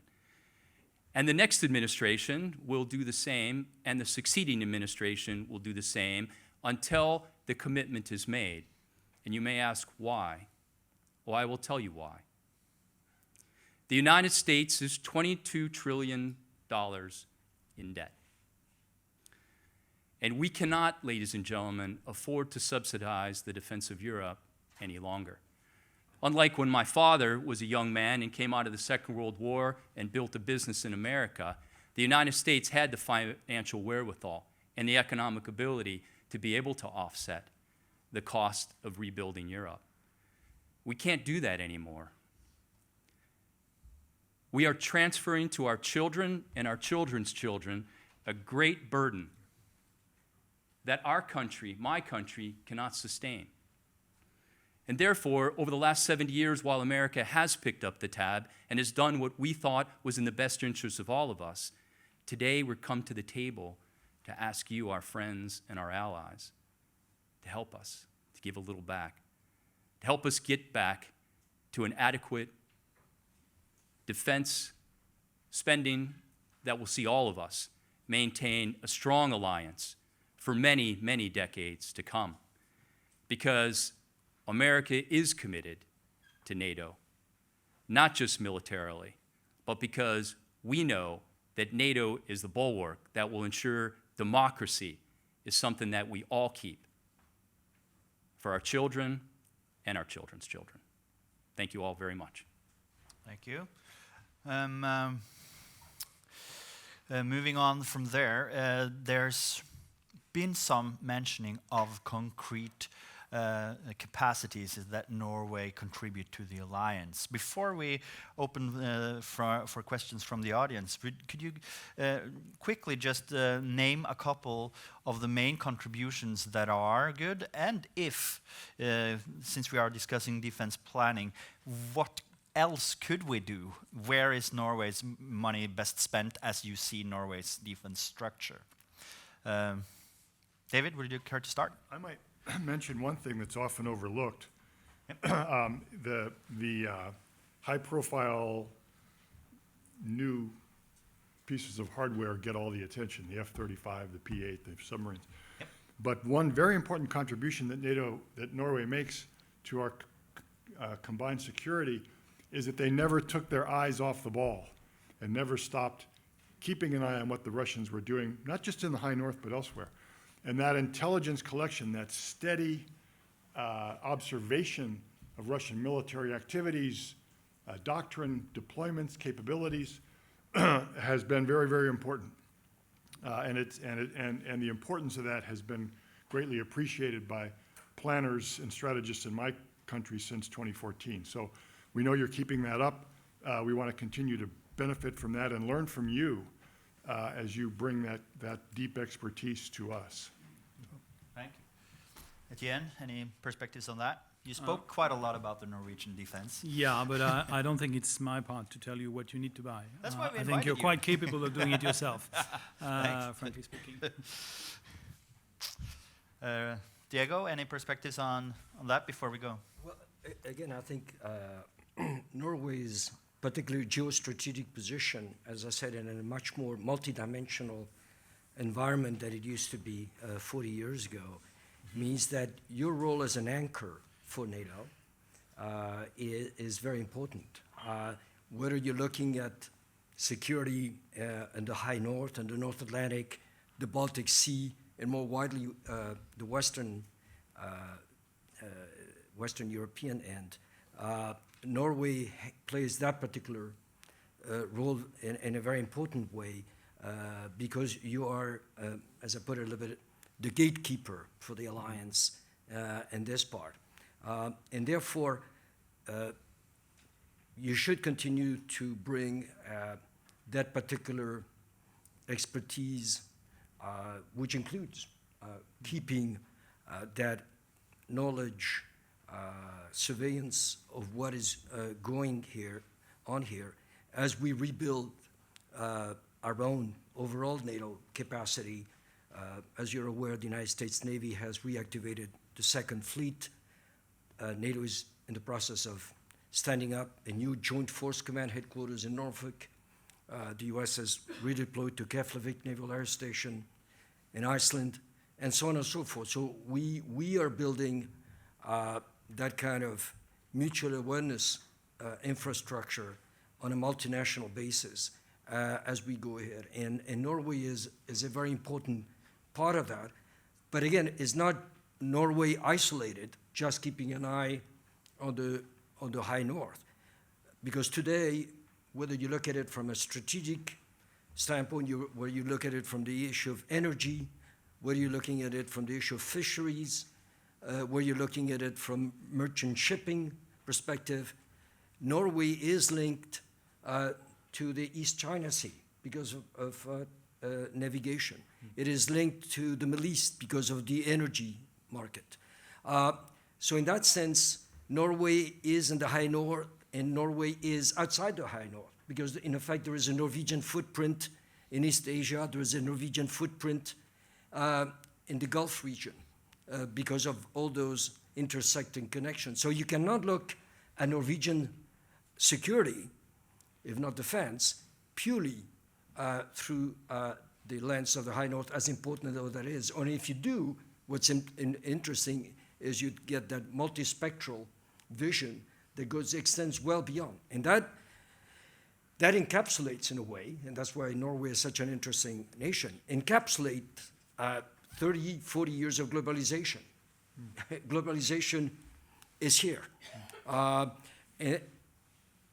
that interaction between your own security, NATO security, European security, and extra-European security are the multi-dimensions that your nation has to bring, and can bring particularly to the table. And that's why I think there is a distinct Norwegian perspective, there is a distinct Norwegian contribution to NATO. And I think that what you do also in terms of networking with the United States Navy, the United States Marine Corps, what you're doing with the Germans and the Dutch in the first German-Netherlands Corps, what you're doing with the British and the Joint Expeditionary Force or the European Intervention Initiative, all those things are important in terms of deterrence and defense, but they're also interesting from a strategic awareness perspective, because these are the networks that allow you to share your own perspective with all these other NATO countries, but also for these NATO countries to take your perspective into their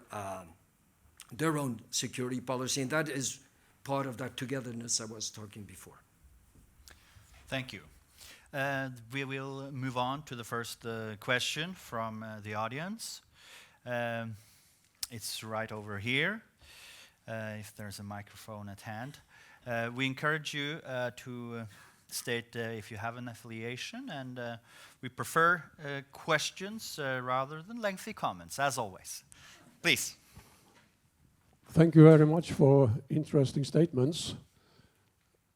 Your message concerning the importance of Norway is slightly different than from we read in our newspapers. We are not that important to NATO, as you explained to us. So the Norwegian defense authorities are apparently not being a public relation company like you seems to be. Thank you. My question was that I read a headline in a Norwegian newspaper this morning. It was very short. It's saying, if the present businessman running Washington at present, as the ambassador called him, he's not a diplomat, if he is re-elected next year, we can forget about NATO. Thank you. That's a harsh sentiment, but we allow for tough questions. Any response to that before you have to leave us? Forget what? I didn't hear the end. Forget NATO if President Trump is re-elected. It's kind of the opposite to what you said, I suppose. Yeah, I go back to what I just said. The United States needs NATO as much as NATO needs the United States. It's as simple as that. And the president doesn't unilaterally decide to withdraw from NATO, ladies and gentlemen. There's a process. And even if he were very angry that the Allies hadn't got to the benchmarks that were agreed upon, as a businessman looks to their quarterly reports, we aren't unilaterally withdrawing from NATO. Okay, I don't know how else to say this. I think one thing that's kind of troubling, I was in my final tour of the United States Navy. I was a pilot by training, but I was the Navy spokesman, so I used to deal with the press quite a bit. And I would always love to read what they would write afterwards, because there would always be a certain twist or a certain take. And that actually went all the way back to the early days in the United States of when we had a terrible accident aboard the battleship Iowa, where I had to do an interview with Mike Wallace from 60 Minutes.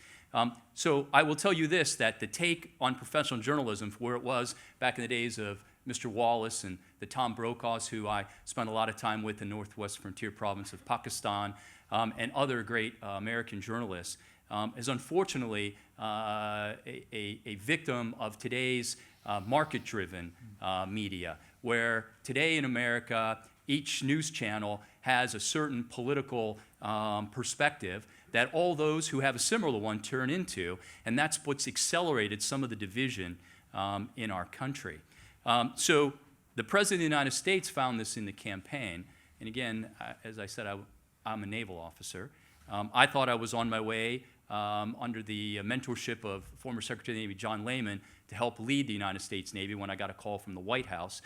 And they asked me to come here to be the U.S. ambassador because of my naval maritime background, but because I'm also a devout NATOist, right? I think we've established that. So my job here in Norway has been to reassure the Norwegians of our commitment.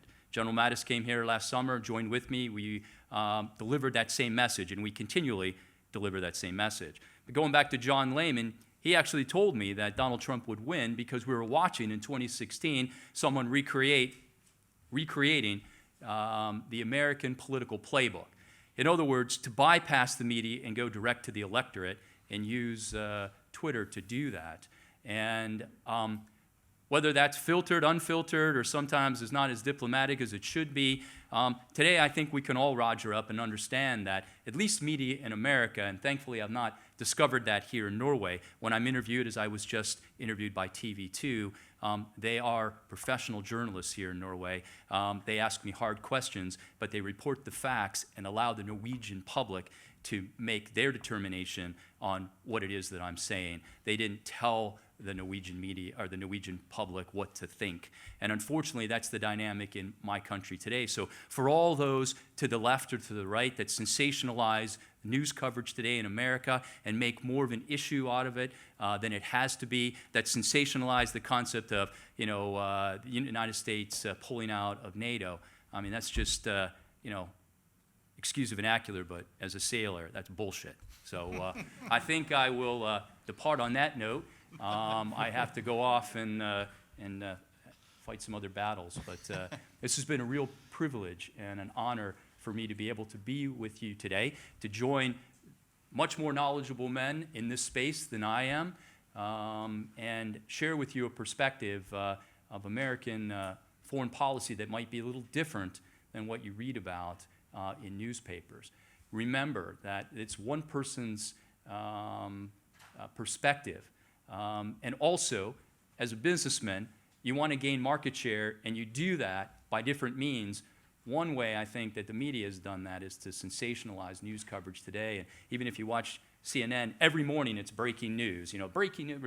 When I was a young guy, breaking news was a huge major story. So again, take it for what it's worth.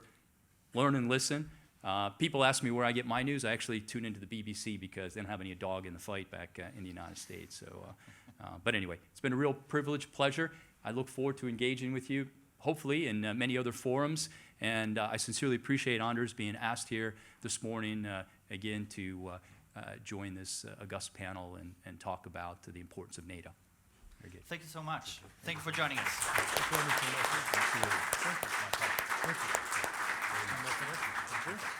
Thank you very much. And Robin Allers has the next question.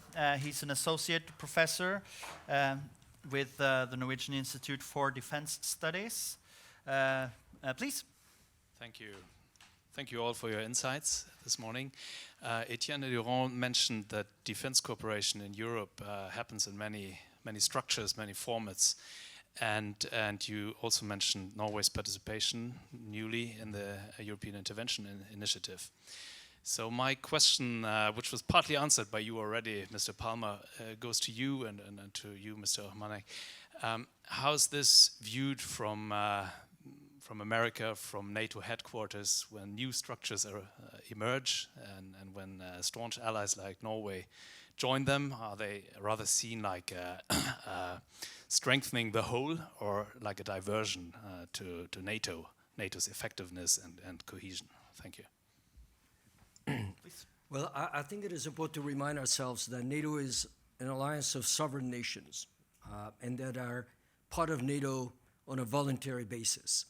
And that means that each of the individual allies is sovereign in its defense arrangements and so on. And there has never been a contradiction between what is being done in NATO and what various allies do in other arrangements.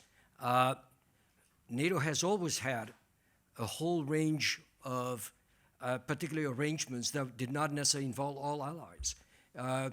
In 1973, the United Kingdom and the Netherlands decided to create a joint amphibious force that came actually to Norway throughout the Cold War to train here every February. The Dutch and the Brits were deployed here. The Danes and the Germans had a joint corps in Denmark during the Cold War. There were all kinds of various arrangements that were not incompatible with NATO, but strengthened NATO. Since the end of the Cold War, we have created 8 multinational land rapid reaction corps across Europe. The first German-Netherlands Corps, the ARC, the Eurocorps, and so on. And these are not incompatible with NATO. You have NORDEFCO. You have created this F-16 European Air Wing. There is the European Air Transport Command that works very closely with NATO. These have never been seen as rival to NATO. Actually, you know, in my view, NATO has been the greatest promoter of European defense cooperation because many of these arrangements don't involve either the United States or Canada. They involve European nations voluntarily coming together and working together. And those have been mutually supporting of NATO, of European defense, and of the individual nations involved in each of them. NATO provides the interoperability standards for these arrangements. NATO provides often the evaluation and certification standards for these things. You take the Eurocorps, which is a unit that is dedicated to missions that are called by the European Union, but it is also available to NATO. It is evaluated and certified by SHAPE, the military headquarters, and that the nations of the Eurocorps don't find that contradictory to what they do. Actually, they welcome that because that makes the Eurocorps an effective operational deployable unit that is now involved in some missions in Mali. So, you know, I find that sometimes our debates on NATO, the European Union, other European defense arrangements are totally divorced from the reality on the ground. Nations, these sovereign nations, are very sophisticated nations. They know what they're doing. And they pursue these collective and multilateral arrangements because it is practical to do so, but it also helps build togetherness. And NATO has never opposed that these things happen. Actually, when Germany proposed the framework nation concept back in 2013, NATO adopted it. It became an official NATO position. And the framework nation concept is being used today in various different groupings, including, for instance, by the United Kingdom in the Joint Expeditionary Force framework, of which Norway is a member. Now, could there be more done? I certainly believe more could be done, including by European nations. And if NATO is a useful framework to help European nations get closer together, cooperate together, become stronger together, give a greater sense of purpose among European countries, that's great. I think that's it's a win-win for everyone. Just briefly, I can only speak as an analyst, and as an analyst, we look at what we call in America rubber on the ramp, right? What's the combat power that each nation can bring to bear? What's the readiness of their forces? What weapons and munitions do they have? How interoperable are they such that we can operate together efficiently? To the extent that proliferation of cooperative arrangements among European countries outside of NATO occurs, it generally doesn't have much effect on rubber on the ramp, on fielded military capabilities. And so I think most Americans, from the analyst community, view that as a rather transparent set of developments that doesn't affect our assessment of the adequacy of our defense one way or the other. Great. You had a question, please, if there's a microphone about. And time's running fast when you're discussing hard topics. So register now if you have a question. Yeah, Håkon Lundsax, you're next, please. I'll be very short then. I'm retired General Smedsvik. I'm Norwegian Air Force. So I had some déjà vu when you discussed the new or old normal. Yeah. From flying out of border in the early 1970s, we are back to the old normal, I would say. My question is, I have one comment, by the way, and a very short question. Discussing the high north and the south flanks of NATO, I don't think any of the speakers have mentioned the fact that on the Kola Peninsula is the Northern Fleet with a nuclear deterrence of the Russian. And Russia is very, very sensitive to their second strike capability on submarine and the nuclear weapons on the submarines. I would like you to comment on that. My question is really, how do you assess the Norwegian ability and infrastructure to receive Allied forces or Allied reinforcements during time of tension? Thank you. If I may begin, I'll let Diego perhaps answer your question, but you're absolutely right, sir, regarding the sensitivity of your northern border. I alluded to it when I said that we took it from you that firmness has to go hand in hand with dialogue, and that whatever we do, we have to have a steady state posture, not be seen as provocative, because misunderstanding can happen very fast. We need to have channels of communication. This is what we're trying to do with the Russians now, including at the mil level, because we encountered them in many different places. In the Levant, I mentioned it, in the Med Sea, with the FP, just on the other side of the border. So it's very important that we are prudent in what we do, and we are professional. And the Russians are completely capable of being professional as well. So whenever there is something provocative, it's of course on purpose, as we all understand. So yes, this is crucial, and all the more so that, again, this is no longer the Cold War, and so the regions to be covered are much wider, and the number of troops and capabilities is much less. So there won't be any massive forward deployment alongside the eastern flank of NATO. I mean, some countries perhaps had that dream in the past, but it won't happen for obvious reasons of capabilities, fiscal limitations, etc. So that's why there is such a primer on reactivity, and that's why NATO has worked so hard in that direction, and we completely agree in Paris with that, and I think the US as well. But yes, you're right. Whatever we do, it has to be understood. And just to give you an example, the FP has been designed. We wouldn't say that in France because, again, for us, deterrence is nuclear deterrence. But we would call that perhaps counter-intimidation, something like that. So it's small enough that it's not provocative, but it's large enough that it's quite clear that it's not just the Baltic states that are there, but NATO allies, Norway, France, Britain, are also involved in the FP. And you remember the Churchill formula, all I need is one US soldier, preferably dead. Well, not just a US soldier today, let me point that out. Diego, please. Well, thank you. On that very issue of rapid reinforcement, this has been mentioned several times by David this morning on the importance of rapid reinforcement. NATO started looking at rapid reinforcement in 1960, so quite a long time ago, in a very specific way. And if I can do a little publicity, you'll excuse me on this for one of my writings, but I published a history of NATO last June, and you can find it on the website of the NATO Defense College. But there I explained the history of rapid reinforcement of NATO. And as I said, it started in 1960, and NATO went through successive decades of arrangements for reinforcing, particularly the North flank.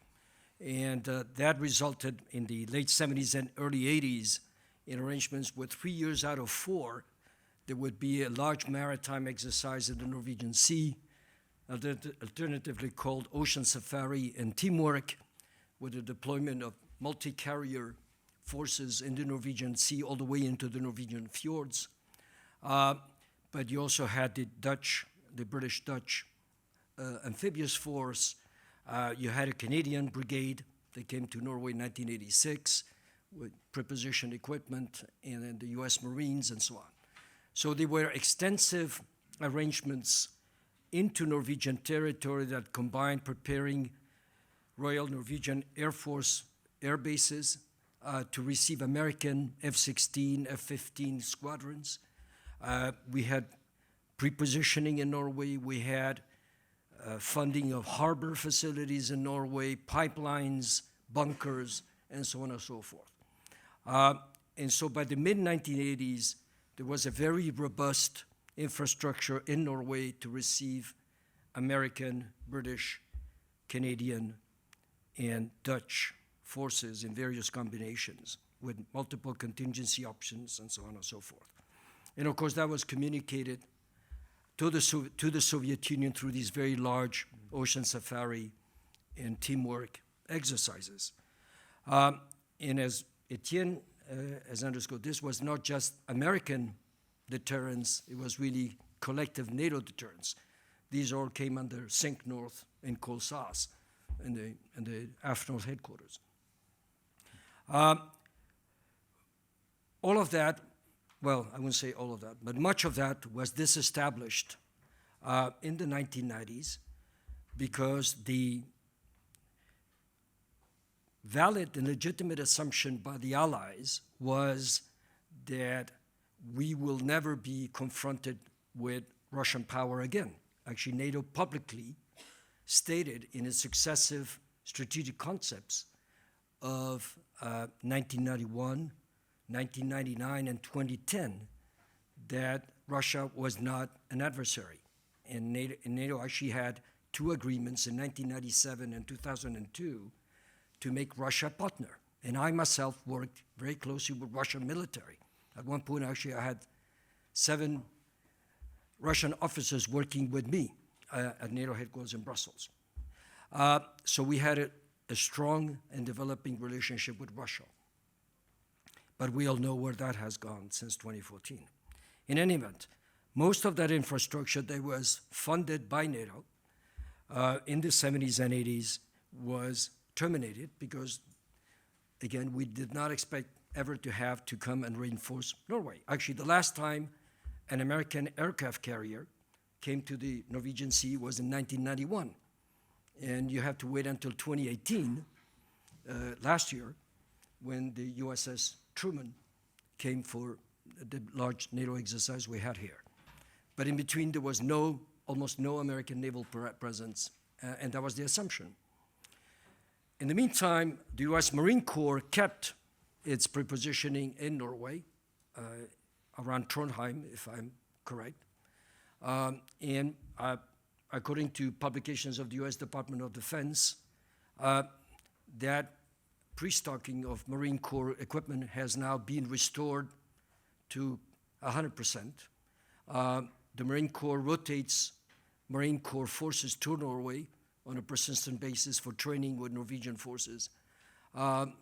Norway's cold response exercise has been redirected towards collective response, collective deterrence and defense. But of course, rapid reinforcement is really a science. If you look at it, you need to have lines of communication agreements to make sure that the forces that disembark in Norway know how to go from point A to point B.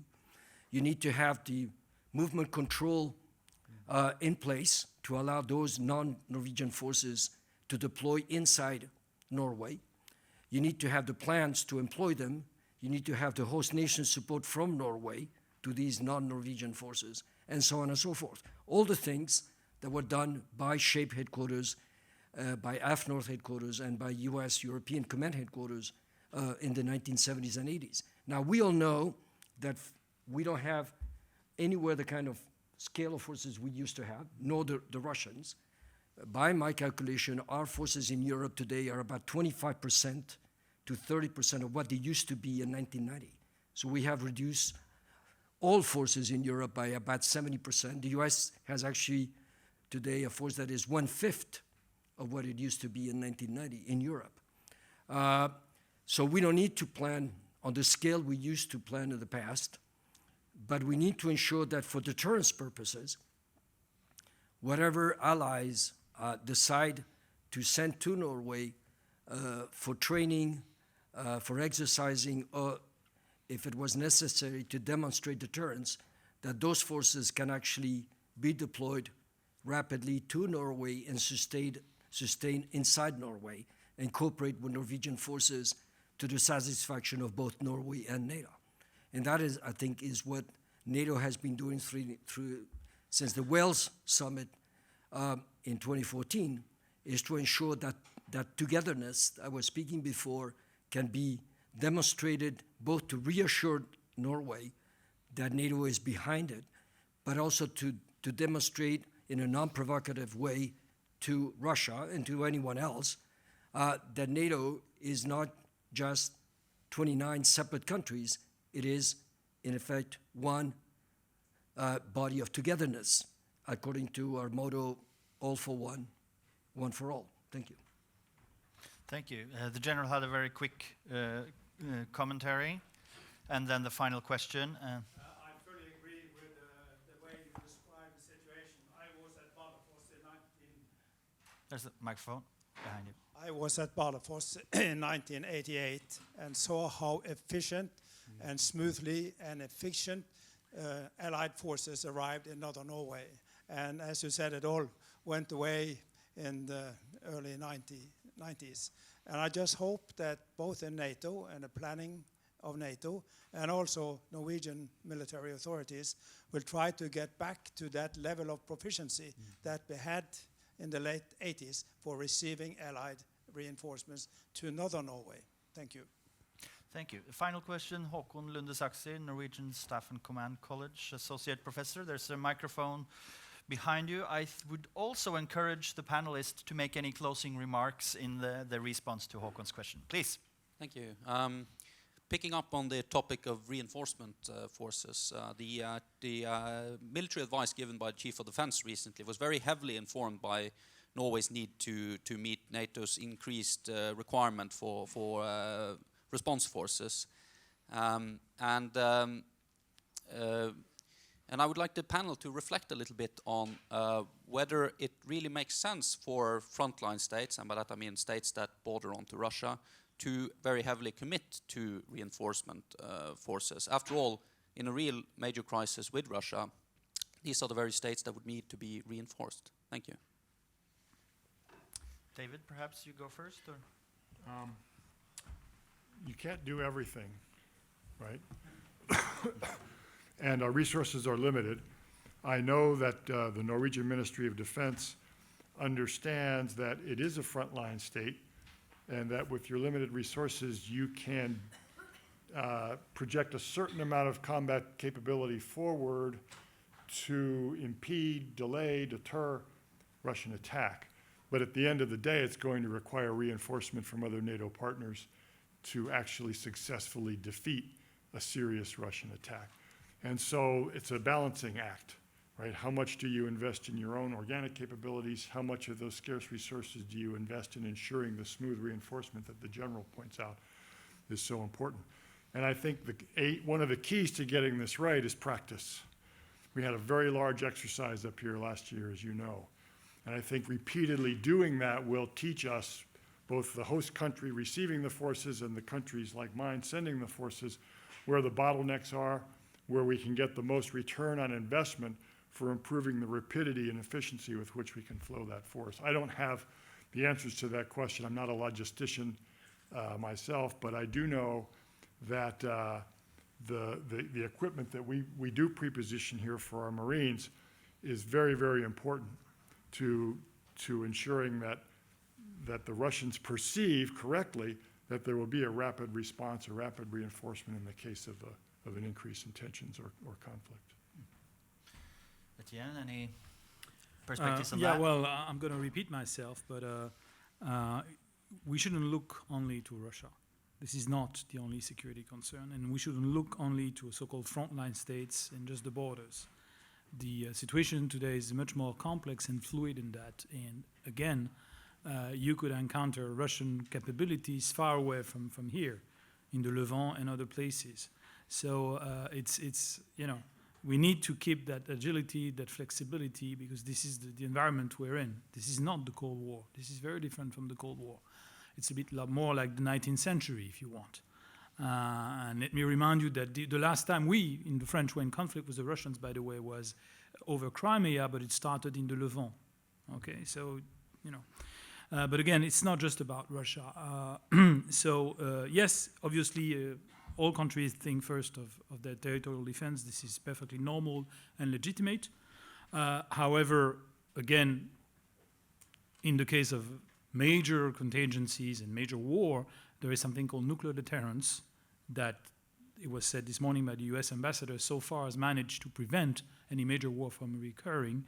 And we certainly in France believe that it will continue to play that role in the future. Therefore, we should not lose sight of the gray area scenarios that are way less visible, but you know, so-called hybrid scenarios, and again, not just with Russia, but that are almost as equally important as major contingencies. That would be my first point. My second point is, no matter where you are today in the alliance, you should not only be expecting something from the alliance, from the allies, you should also contribute.